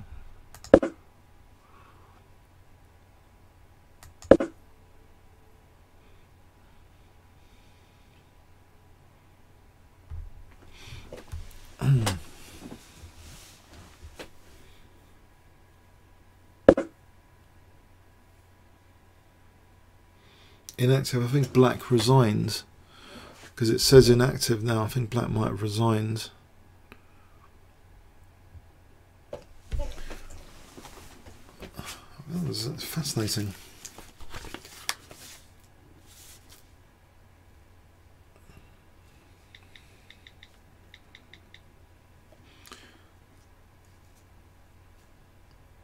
These clocks aren't accurate. This is an ICC relay internet chess camp. The clocks are not accurate. You can't go by these clocks. They're just from the relay. The accurate clocks would be the DGT board relay from the official site. I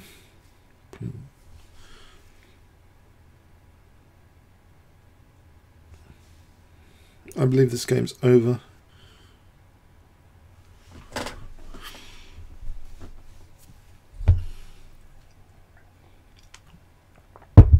Someone said about sounds from ICC. I don't know if they're too loud.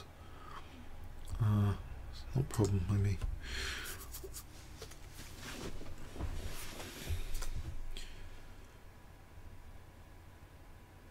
Yes, this game's now over, I believe.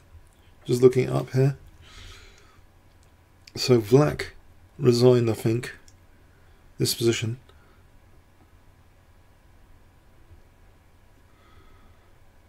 After rook takes g6. So, okay, are we ready to move on, close this game off, or we're ready to check some other games, yeah? So let's go and check some other games. Does anyone want a wrap up of this game? What happens? So it was a very interesting gambit which turned out from the opening. Check. Very, very interesting opening sequence. Very dynamic, exciting. Giving up a pawn for bishop d2. Lasting initiative, so white actually ends up being a pawn up. Check. With a massive position from the opening.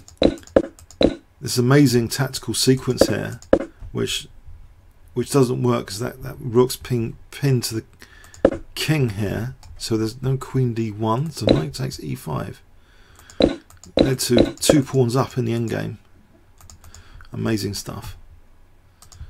I enjoyed that. I don't know about you guys, quite enjoyed that. So Ding against Kamsky. Let's have a look at this. There's Iranian members of, but hang on, let's have a look at Ding against Kamsky for a moment. Focusing on the USA match. And flip. Should we flip the board or take it from Black's perspective? I don't know if Black's in trouble here. If we were playing Black here, he's created quite a few weaknesses around his king. He's like playing like how I play on the 3-minute auto pairing. There's what weaknesses around his king. He's 2 pawns down. This doesn't look initially, quick evaluation, doesn't look too healthy for Black. Does it? Mind you, there's a pin there. That might count for something.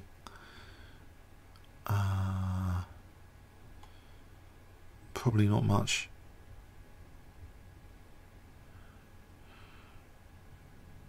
White just white rook c5, queen f6. Let's take hands a check. To check. We get e4. Is that a nuisance? Not really. Knight f2 protects e4. It looks as though Kamsky's doomed. Did he resign? Did Kamsky resign? Is he still playing on?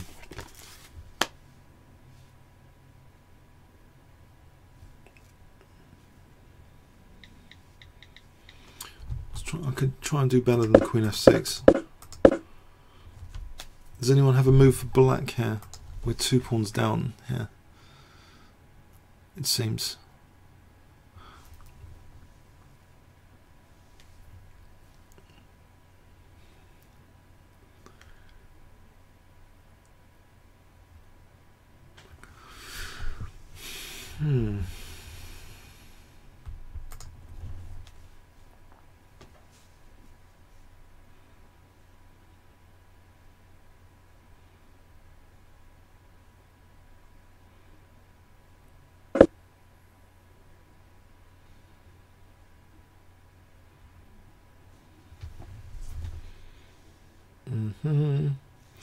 Two pawns down. The clocks are still ticking on this. Knight e6. Oh, that's a very sensible move to win the exchange. Use that pin. Yes. Good point. Have his Sally.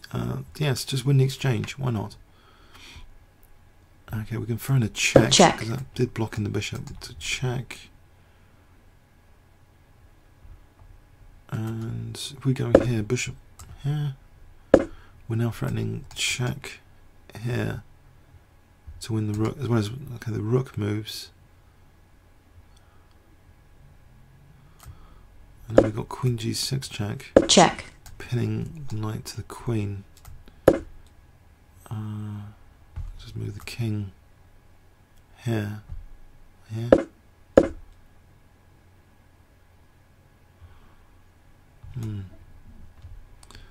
This doesn't look appetizing.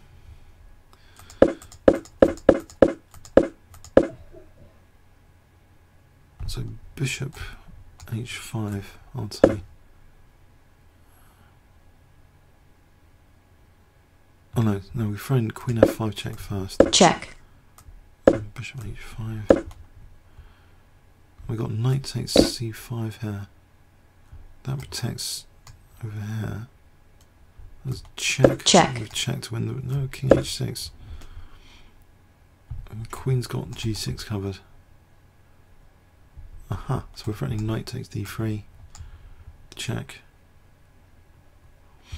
Maybe knight e6 is a move. Possible.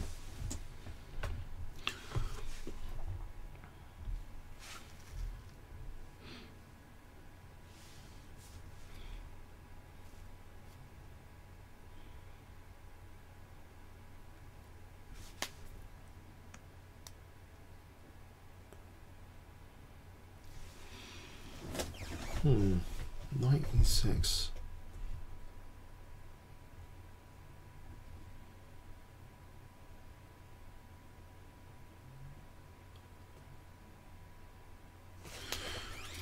Let's run through that again. White has a few options here. I mean, one option.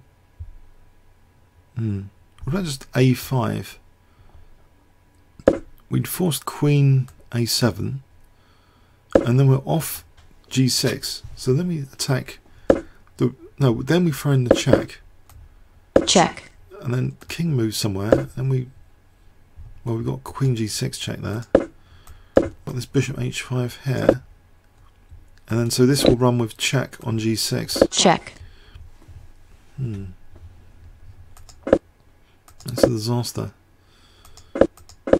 I think a5 to put the queen here away from the defence of the third rank. a5. What do you think about that? a5. It doesn't seem to be that brilliant. Knight e6. I think black's on his last legs here.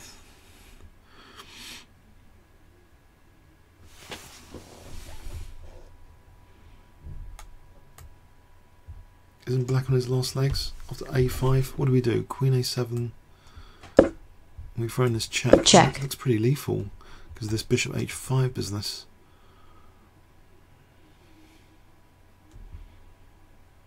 You know, this position is unwelcome. Let's play bishop here. It's horrible.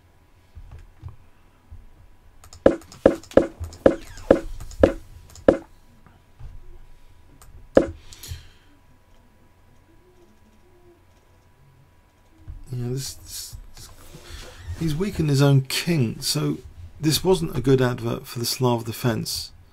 This game, after all, he played what in theory is a solid opening, but he went a bit crazy later. Well, he had structural damage on the queen side inflicted on him because white. That's a very nice manoeuvre to c5 here.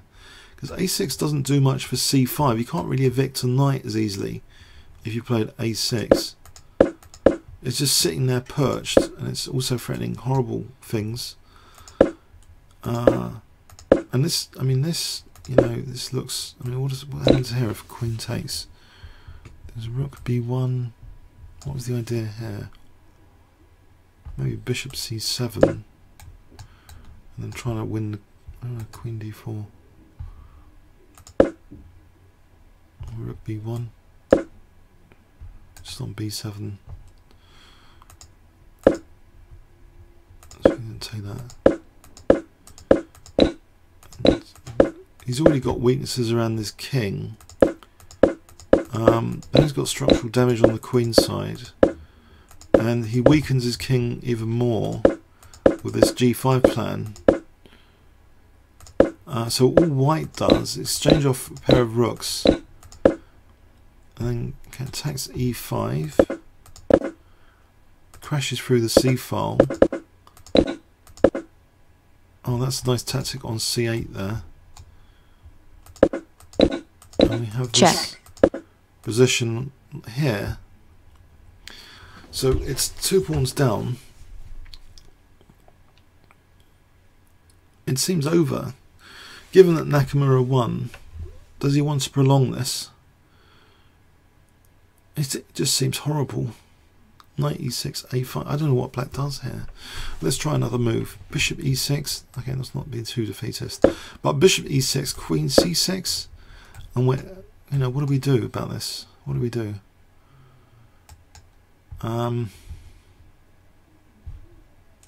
It looks to be a position 2 pawns down, but not much. This is shattered. Let's have a look at another game for a moment. Oh, G4 has been played. He's played G4. Blimey. I suppose he is blunting, stopping the bishop using H5. And the knight's controlling these two squares. Maybe it's not that much. G4, interesting.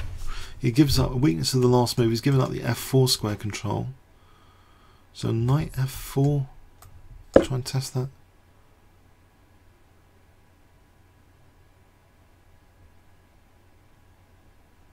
What does that do really? Knight F4.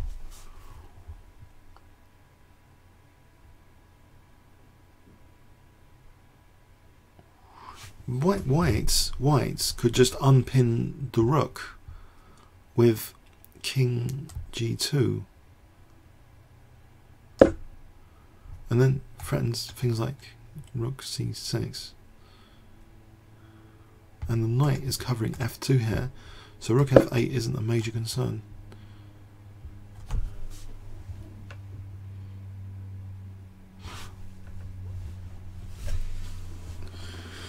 I think king G2 looks good. King G2, just unpin the rook. What do you think about that, guys? King G2.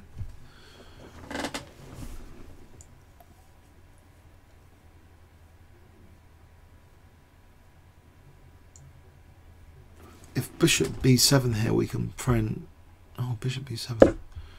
Hang on. Oh, this looks a bit problem. Ah, yeah, bishop b7. No, maybe king g2 is not the best.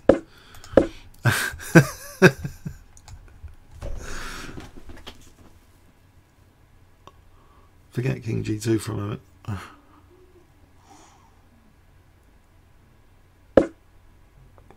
Oh, he's played queen d4. Oh, he's threatening now check to win the queen.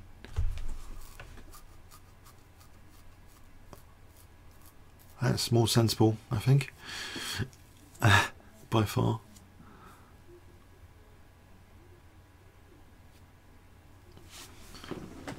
So the queen's getting out of the way of any bishop b7. He's also threatening now rook h5 check to win the queen. So where do we move the queen? If we move the queen over here, say we move the queen over here.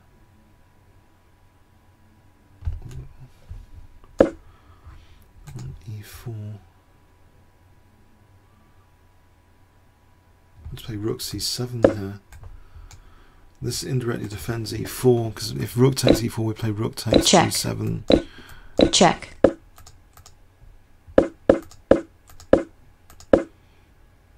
And queen g6, we play rook c7.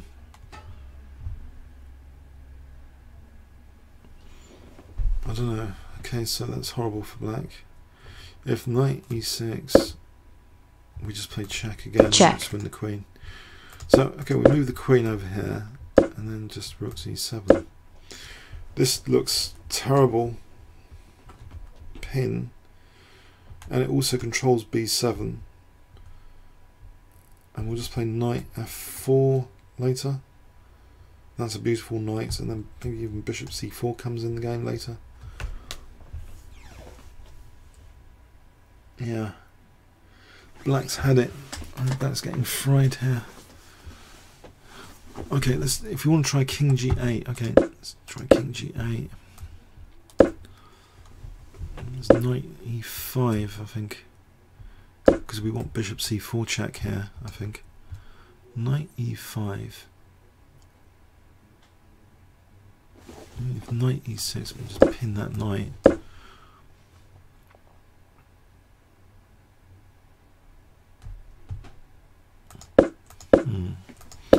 King g8.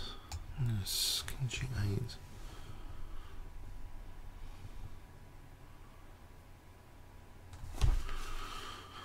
Knight f4. f4. Bishop c4 check. It just looks fantastic position for white. 2 pawns up.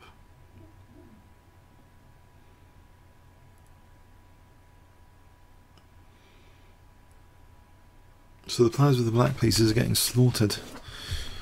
It's a bit like my Muswell Hill season last season. I did get slaughtered a bit with the black pieces. Okay. Queen d4. I can't see that king g8 does anything really, because knight f4 looks really good. Rook takes e4.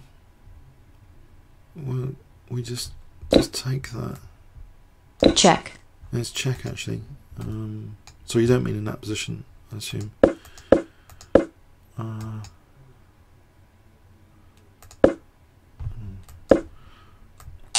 I think black's without too many moves here. He has to defend against rook h5 check then, winning the queen.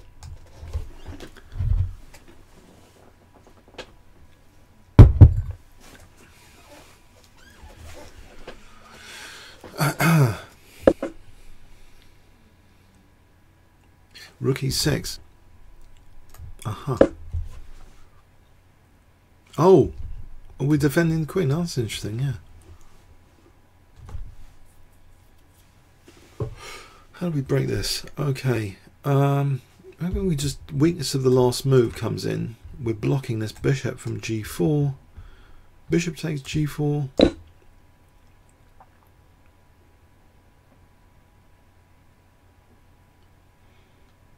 And we've got a nice skewer going on here. Here, in fact.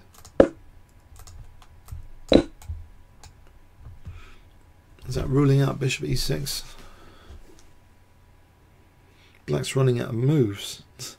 Familiar theme. Black is running out of moves. I don't think this is good.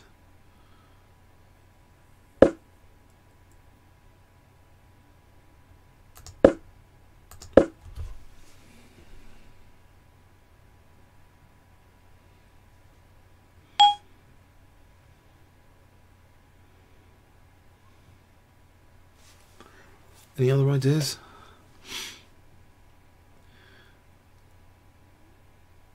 So are we all agreed that black seems totally doomed here? Everyone agree?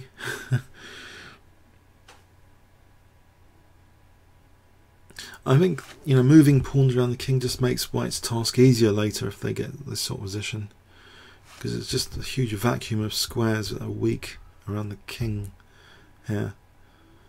It makes it a lot more fun to play with white, actually. It's like a Petrosian scooping up the position after all the weaknesses have been created. Alright, you're continuing with rook e6. So bishop takes g4. You want to say rook d6.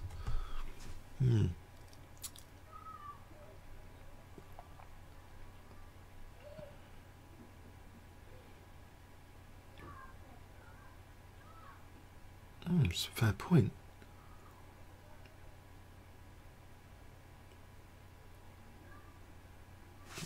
Fair point. Indeed, d3 is attacked. And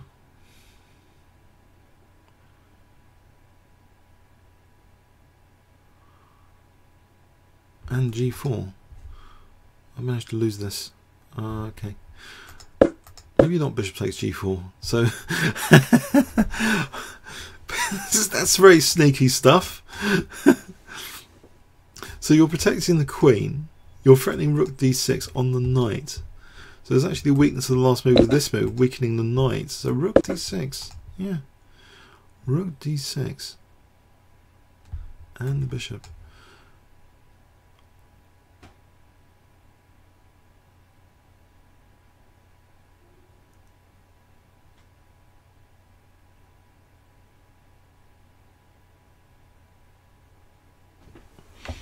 I actually found a way to lose that. Yeah, great. So is bishop takes g4 not playable?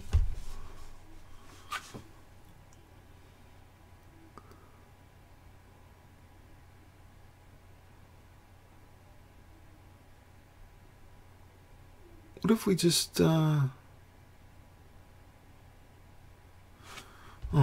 what about queen f2, just protect the queen. So we're threatening rook takes c8. Queen f2. So this rook is, you know, queen f2.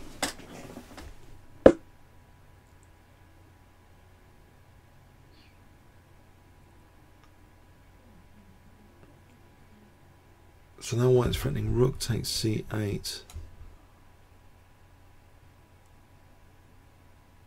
And also knight f4. I'm going to tempt on the rook.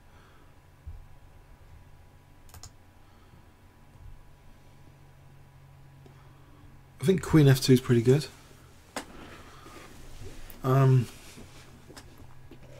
1987 is queen f2 good.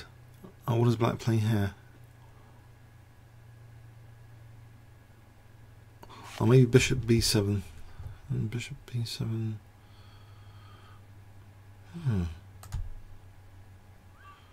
Actually,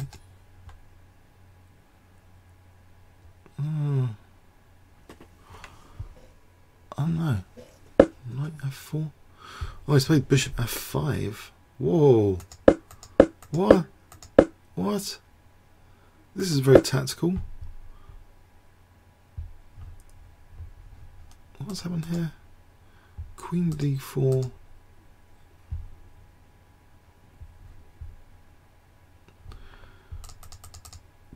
Rook c6. So rook c5 g4. Queen d4. Bishop f5.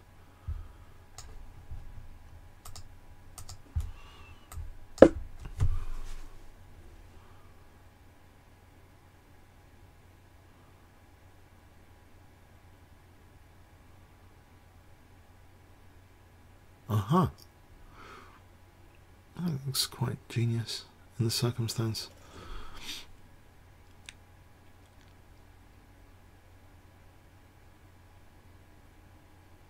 If we take, then take f6, then we're gonna,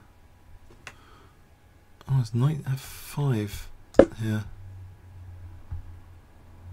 There's a check here. Oh, this knight f5 is a bit tricky because it stops this check to lose the queen. Knight f5. Check. We play king g6. No, king g6. King h6. Oh, actually, we win that knight.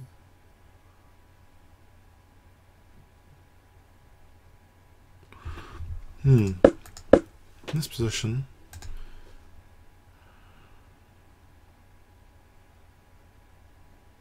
what does black have in mind here? Oh, he's got g2. Hang on a sec. Like queen b7.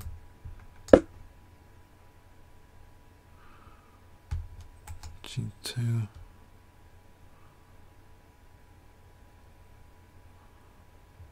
And if knight here, we've got queen f3.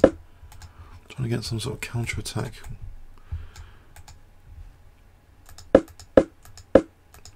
He's trying to break a rook down to the 7th rank. Even though this looks quite dangerous, there's queen b7 here. There's knight f4, takes the rook, protects g2. And it gets a bit messy because of... It gets messy, check. Check. No, going far off here.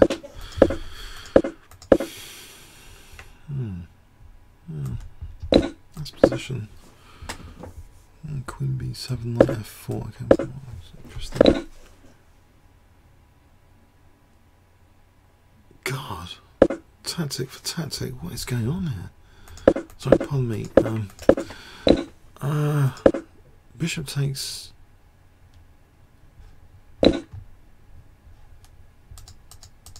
Bishop f5. Bishop takes g4 was played. Just trying for this thing here to win the queen. Rook d8 now.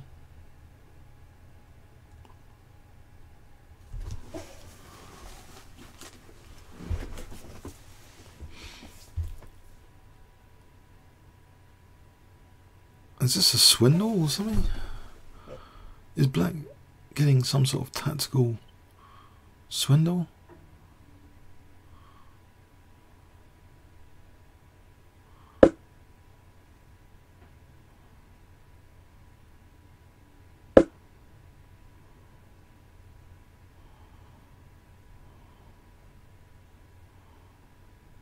A5. I don't know what's going on now. It's crazy. Does he want to take on F5 first? If he plays bishop F5 first, Check. and then A5 here.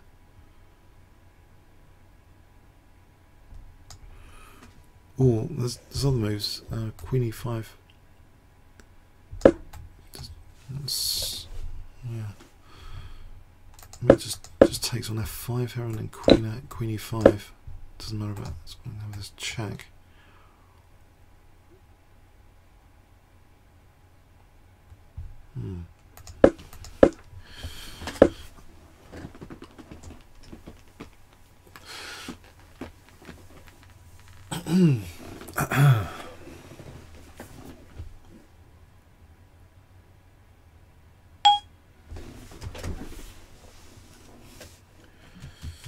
Intriguing.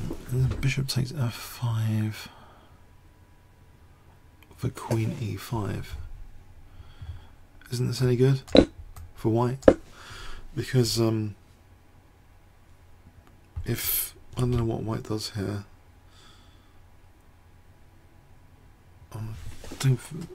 Sorry, I don't know what black does here. Yeah. Oh, hang on, knight d4. Knight d4. Friends, knight f3 check. Flemmy. Oh, that's queen c7 check. Check. Queen c7 check. So bishop takes f5. I'm back in a moment, just going to the bog.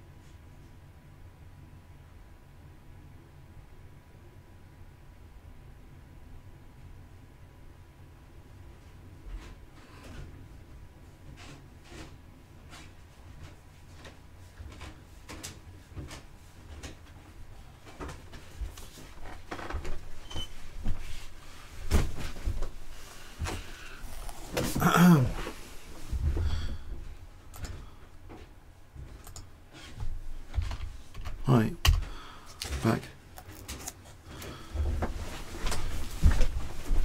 Sorry, I'm streaming. Sorry, I'm streaming. Sorry. I'm streaming.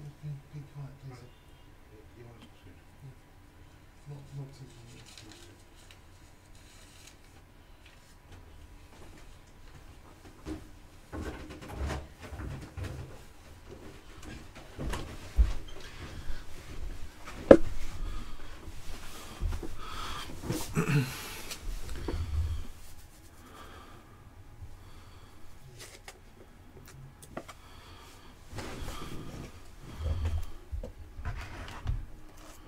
Okay.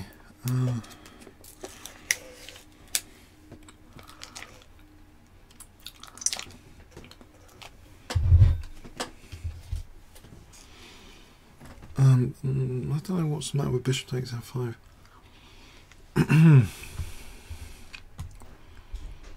Probably something. Queen here. Let's take here.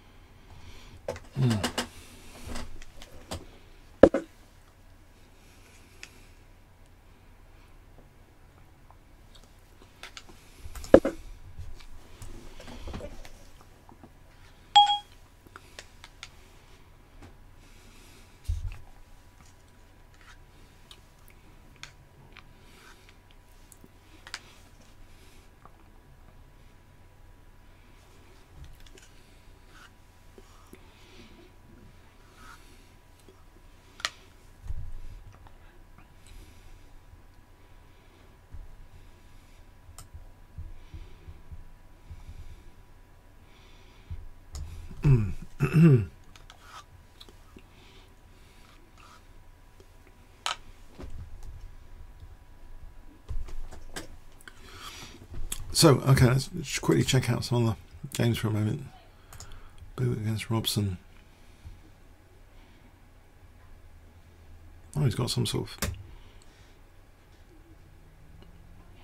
of white's material up. Black's got some sort of hack attack going on.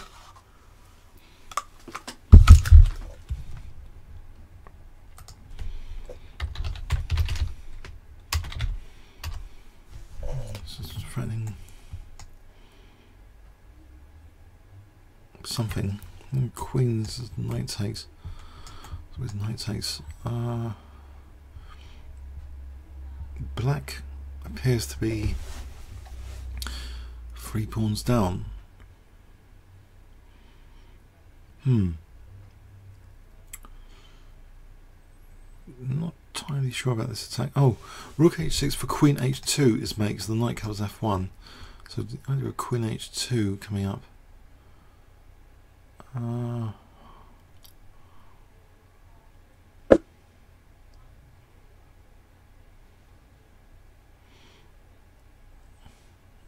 Something like knight h3. I don't know. White seems to be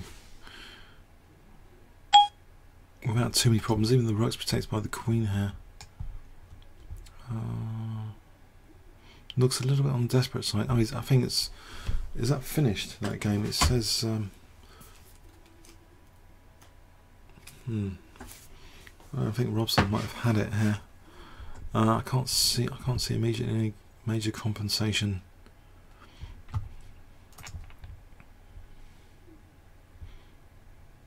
Let's go back to the Kamsky game. Oh, still on that. Quite thinking about bishop takes f5. I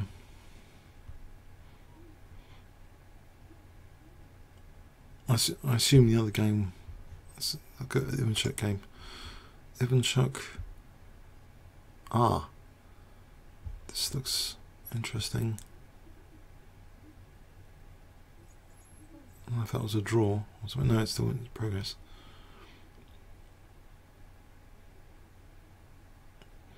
Black's tied down to e6. Iranian.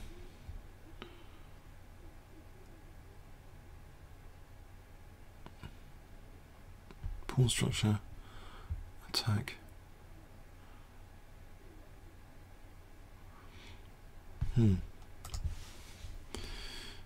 Okay.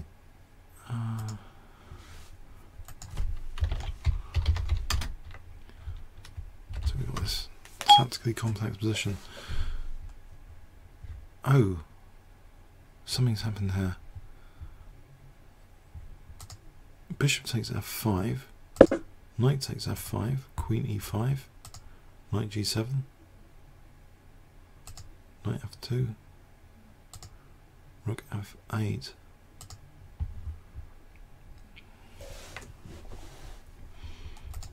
Let's try that again. So bishop takes f5, knight takes, queen e5 was played. I predicted that, queen e5, that's cool. Actually, that's... Okay, so we had this episode, when we last left off, we had this bishop takes g4, rook e8, check, knight takes, queen e5, knight went back, knight f2, rook f8. So two players, unfortunately, seem to be many pawns down here. Between Kamsky and Robson, there's about 6 pawns down between both games. Chinese are materially ahead in these two key games. It's good that Naka won. I don't know about the other game. Let's have a quick look at what was the other game, a draw. If we just have a quick look at the other game.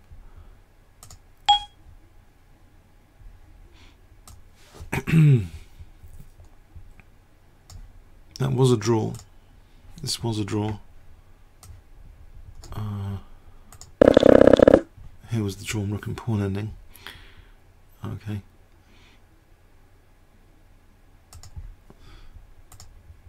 And messed up my boards. Open a new game board. Oh, that was game board. Okay, that one.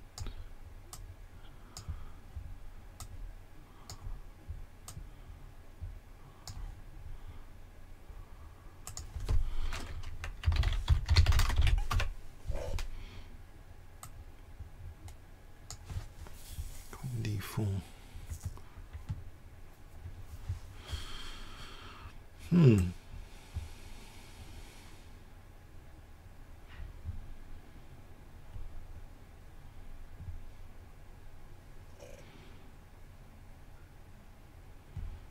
So unfortunately, if this is a loss and Robson loses, China will win. Well, fortunately for China, unfortunately for the US rather, China will win this match if White can convert this position. He does appear to be several pawns up. There's an immediate threat of rook h5 check to win the queen again. The queen is quite dominant on d4.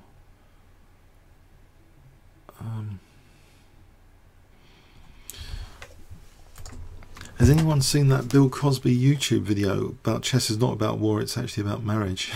Because the queen's got all the power to go anywhere. It's quite funny.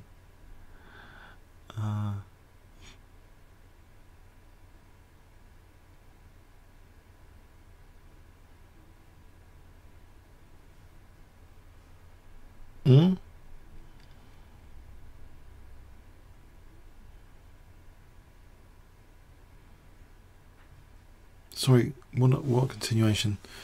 Do you want to see what happened again? I'll just show you. So we had this position here where rook d8 was played, bishop takes f5, knight takes, queen e5, hitting the knight. So black's knight went back. Now this knight's attacked, it went back. Rook f8. Now queen d4.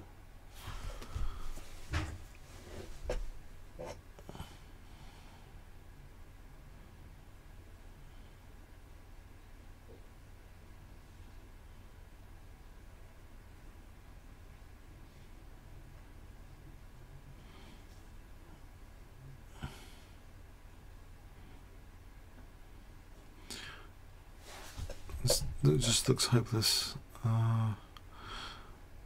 So if, yeah, 96 with a rook h5. So what does the queen go? So the queen goes here.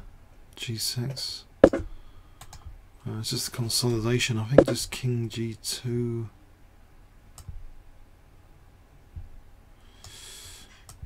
King g2. Safe enough.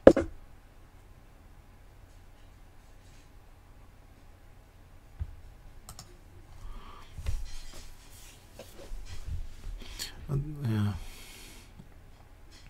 Queen b8 suggestion. You want to play queen b8?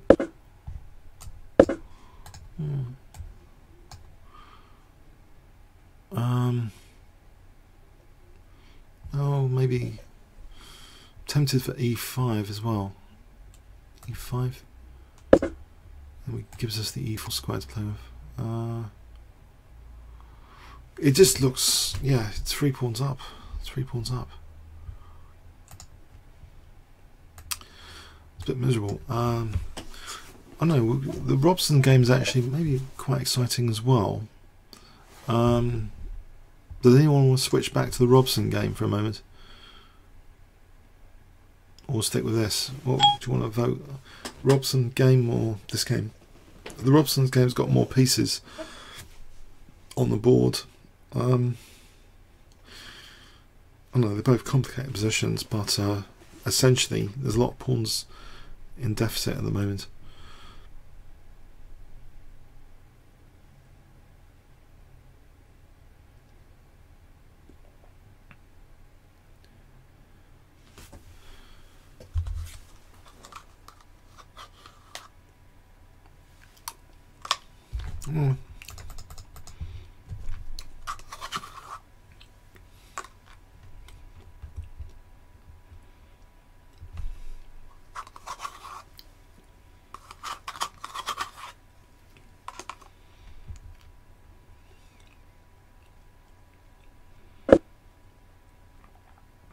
Rook f6.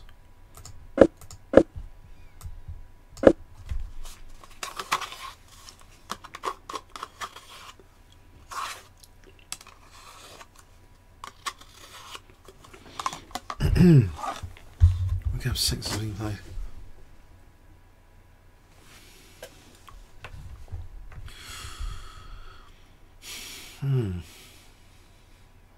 Anything? Just a5? Or, I don't know, is that too reckless? e5? That looks good as well. Just take away the f6 square.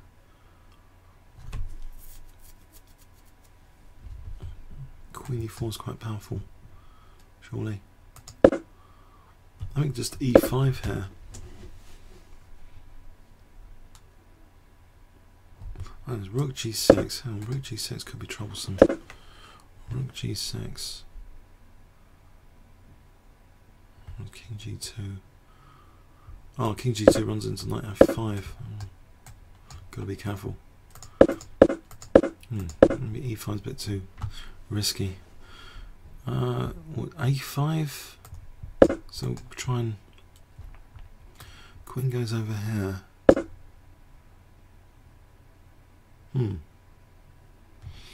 Okay. So rook f6. Oh, I'm gonna go g6. Oh.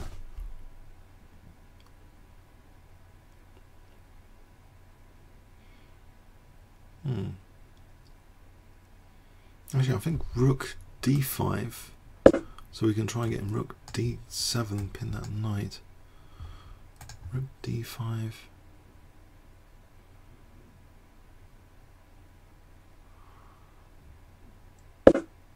Oh, he's played a5. Oh,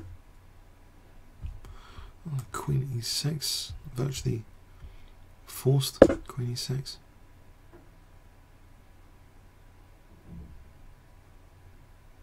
That's queen.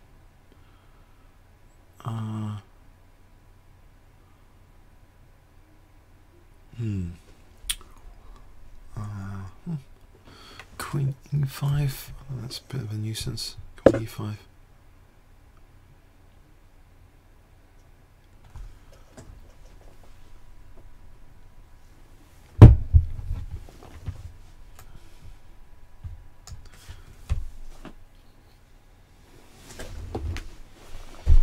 black does here. What does black do here if he doesn't want the queens off?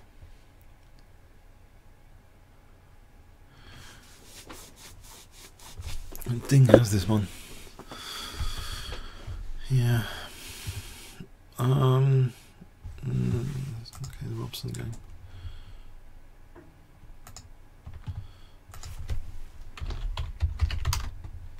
Is there anything going on here for black?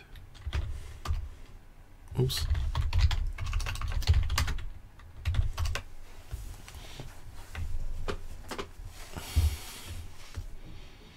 How on earth did this happen? How did Robson go so many pawns down, I wonder? Let's have a quick rewind here.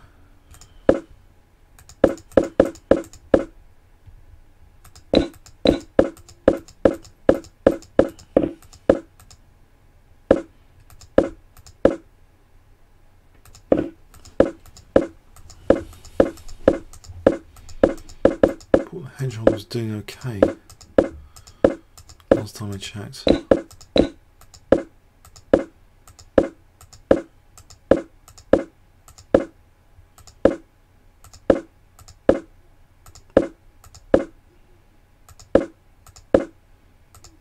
Check. Right. Gave up his dark square bishop. Which means d6 is weaker. And it's gained up on. It has to give up a pawn. Actually, there's a very good bind on d5 here. Isn't that nasty? Look at white's coordination here for d6. And in fact, rook c6, there's b4. So I think d6, yeah, embarrassing.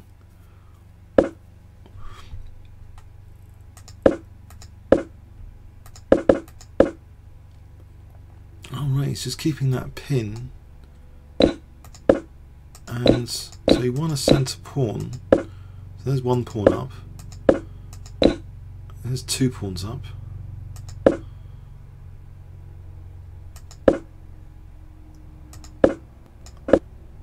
Oh, the queen's getting kicked around. It's a bit of a disaster. 3 pawns up. Everything's protected. The rook's protecting. And we have this try an attack of some sort. So 3 pawns down,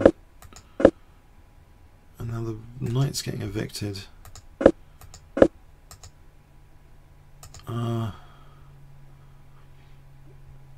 This looks as though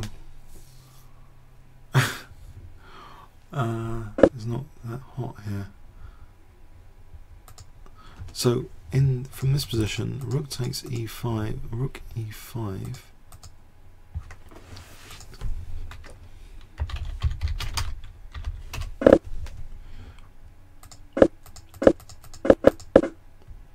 Rook e5. We saw knight d4. Actually taking, threatening rook e8 check.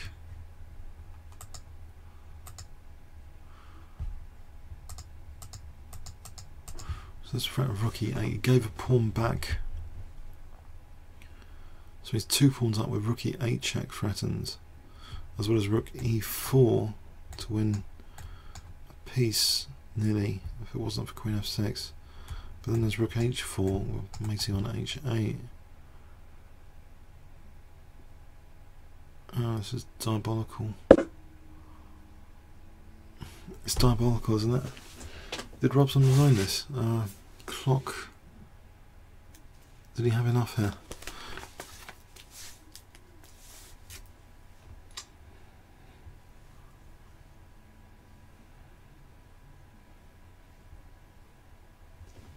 Check the status for this game. The clocks have stopped. Maybe Robson resigned. So even though he did reduce his pawn deficit, but White's got a raging attack now after sacrificing just 1 pawn.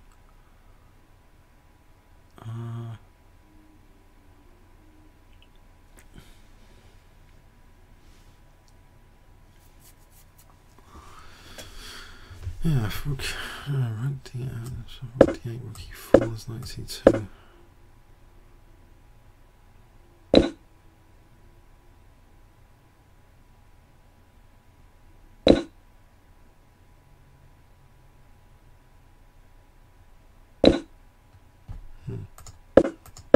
That's position.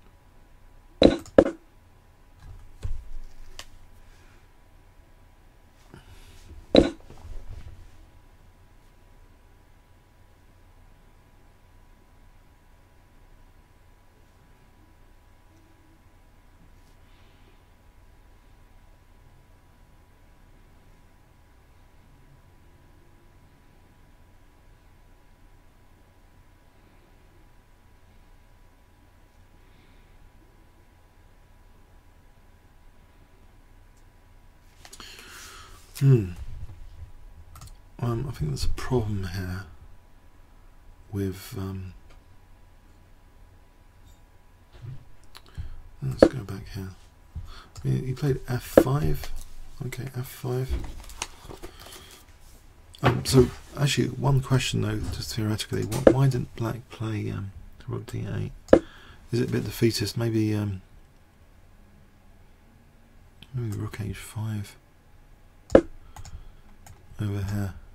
G6 doesn't look too good. Check. Check and check. Check. Knight e4 check. Check. Looks a bit disaster.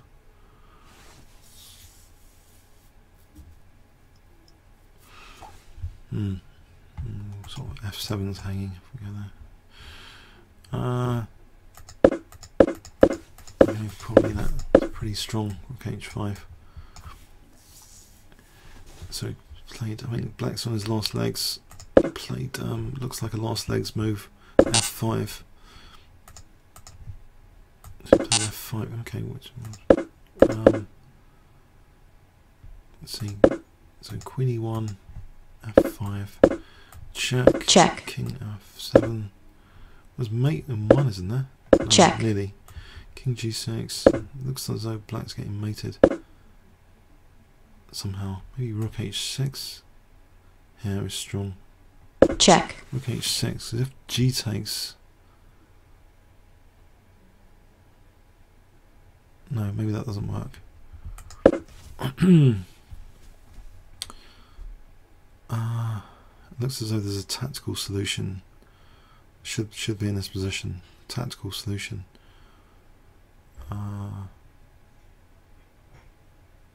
Possibly just g3. This queen's it looks a bit overlap. I don't know if g3 is too risky. Probably too risky. G3. Oh, it's played knight d3, a bit safer to attack the queen. Stops the check. Queen's overloaded. Ah, slaughter. It's a slaughter. It's 2 pawns up, end position. Everything's hanging after this knight d3. I think this is the end of Robson. Is this Robson's first loss? Has he lost?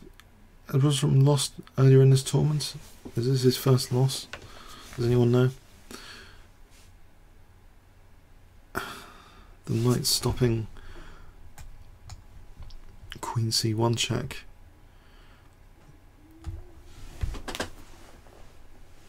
I think Black's out of tricks.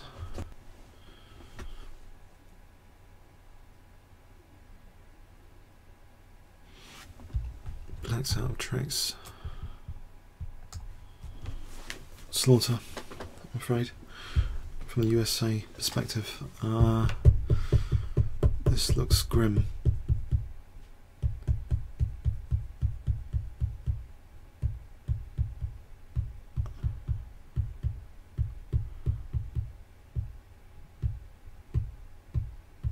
It's over. I think Black has to resign. I can't see a single move. I can't see any move at all. Does anyone see any move for Black?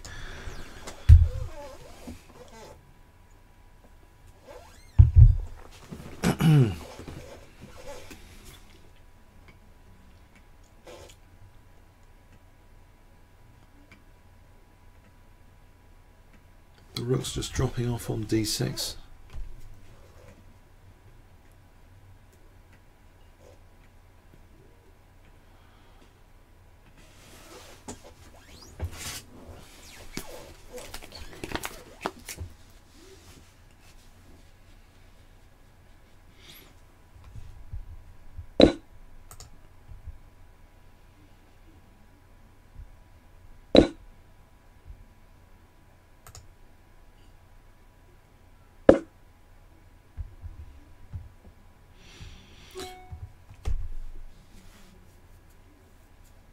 Everyone convinced? We just check. Let's peek at some other games for a moment. So what's happening in Ding against Kamsky? This is grim stuff. Just King G2 here, I guess. Very grim. Okay. Yeah. I don't know. Kamsky's. I don't know. It becomes very 1 or 0 when pawns start getting pushed a lot around the king.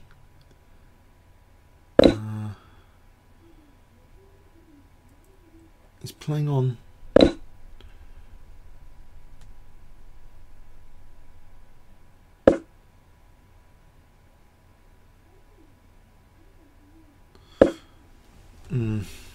Okay.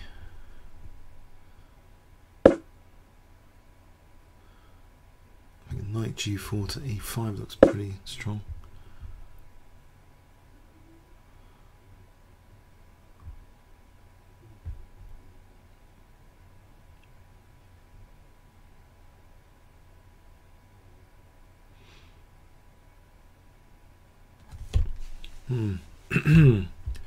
I can't see black creating a draw somehow from that. And Robson's looks resignable. Did he resign? Clocks have stopped. Yes, apparently Robson has resigned. So this was the final position. It does look pretty hopeless.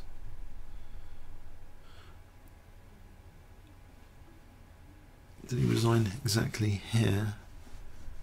Well, if Kamsky loses, the USA have lost today the match. They've won one and lost one and drawn one. So it's all on the Kamsky game. If he can somehow get a miracle draw, he'd draw the match.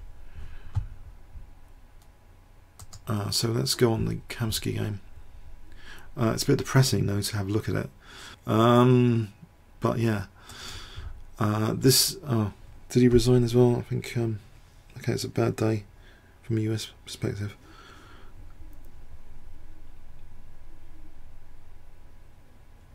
China a pretty strong team. No, he hasn't. The clock's still ticking. Right, so let's check this out. Oh, it's a bit grim.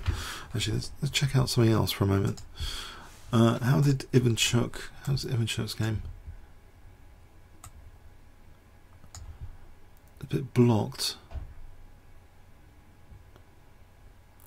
Why is E6 hanging here? Right, black's just played rook G7. Oh, there's a pin with Queen F7, sort of, for I don't know, rook something. No, is that a useful pin? Trading into rook F6 or something. If he didn't do that, let's go with that. Rook G7.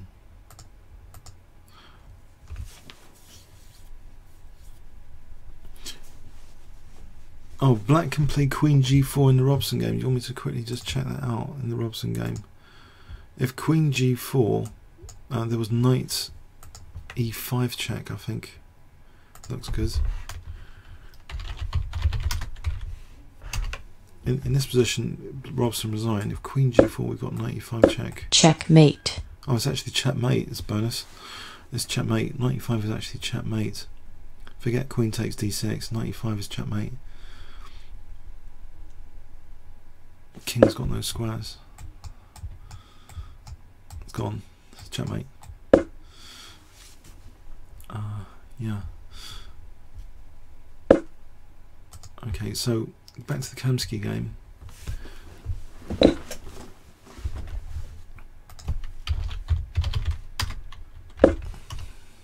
He's playing on. He has to draw somehow for the USA to draw the match. It seems a little bit unlikely, but even so, let's have a look. So rook b6, check. Check. I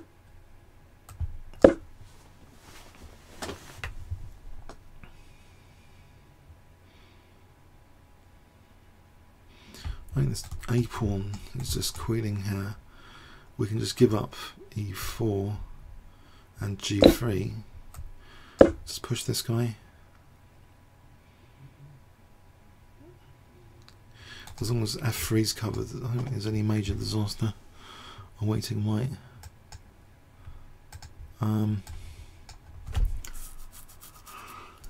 Yeah. In fact, a7 is possible because of the check on c6. If rook a2, a7 is a check, and just knight c6 and then rook b8. I can't see that's any hope. I hate not to be optimistic, but I don't know. I can't see anything.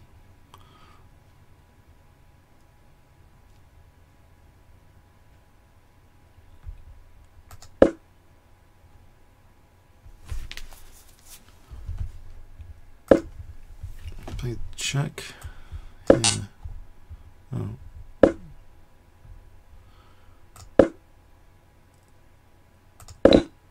Okay, let's copy the game. Check. So we had this check, check, takes.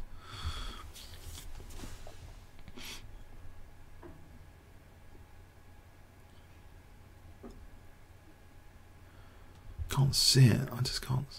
Okay, he has to try and get a miracle draw. Oh, just king, and the king went to f3.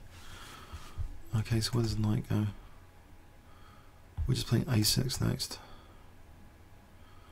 The knight goes. I think it's over, isn't it? Oh, the clock's still playing, still playing. Play knight f6. I think just a6 now.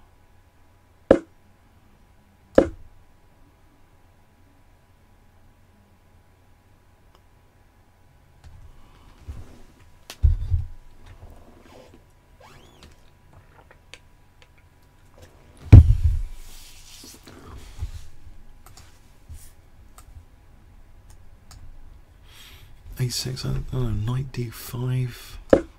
Hoping for a7 we can just take on b6. But white just plays check. Check. And then a7. And then knight c6. I don't know if there's any cheapos around here with checks.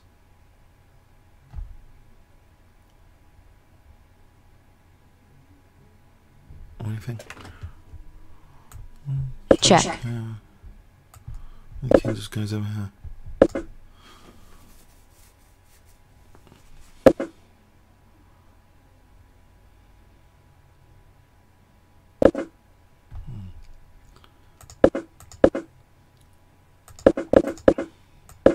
So, how's the game going? Let's get game position back. 95 here. Right, so I think this rook check is useful. Let's rook b7. Check. We play at a7, we're getting a step closer to queening. Surely. King goes here, a7.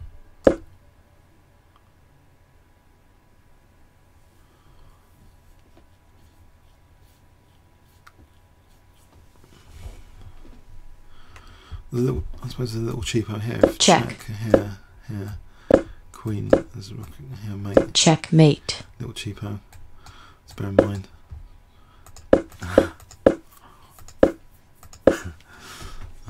It's unlikely to happen.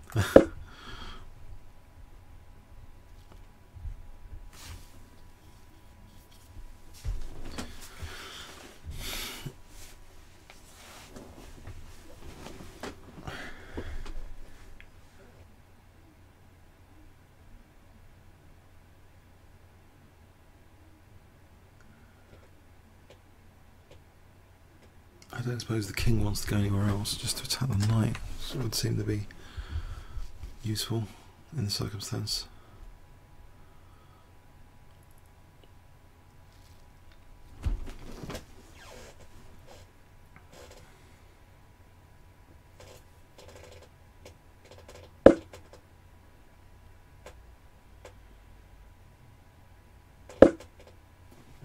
So just a7. Okay, 3. I think just knight c6. So we can get to play rook b8. Oh, hang on, we're going to get with the exchange up. Well, this pawn's winning now. Again, in the rook and knight, rook versus knight scenario. So something like this. Give up that knight. Check. Take this pawn. Well, this g pawn's winning. And we just cut off the king as well. We just crack the thing and then g pawn.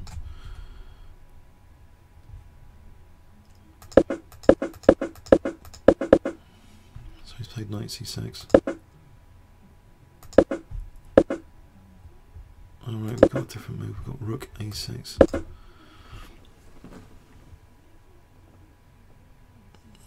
Does that change anything? Aha, there might be knight b6. No, there's rook b6. I think just rook, knight c7. Oh, rook b8, knight c7.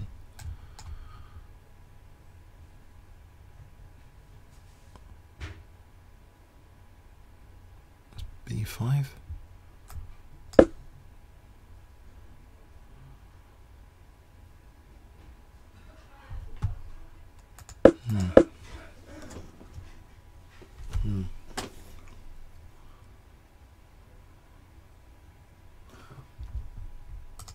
You can play b5 immediately as well. Play rook b8. So there's b5 here, b5. Oh, hang on, there's a little trick with knight takes. No, there isn't. No. Alright, let's play check. Check. King goes here, I guess.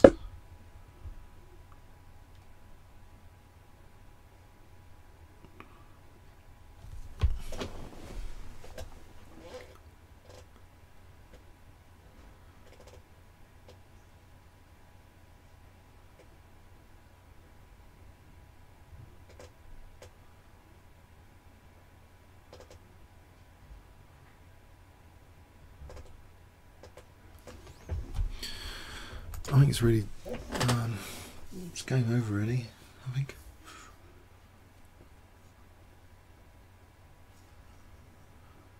Nick Gattrell, all credits Kamsky and Gelfrat and Alan Zimmerchuk for still challenging the new generations. Yeah. Okay, so king d6, b6. So the idea is after takes, we're just queening one of the pawns. Pawns are unstoppable. And if we move, well, it's gone, isn't it? It's finished.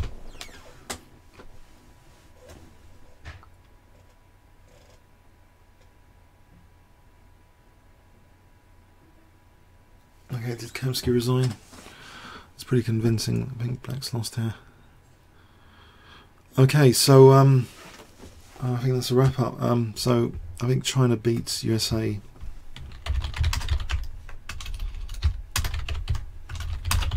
Today, with 2 wins, 1 loss, 1 draw. I think this is finished, isn't it? Okay, thanks for coming. Okay,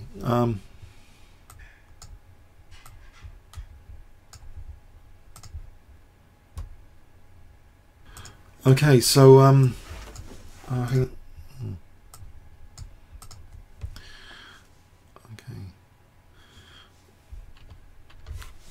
okay, comments or questions on YouTube. It will be a video later. So yeah, it was a bit yeah, some interesting games in there. Right. Okay.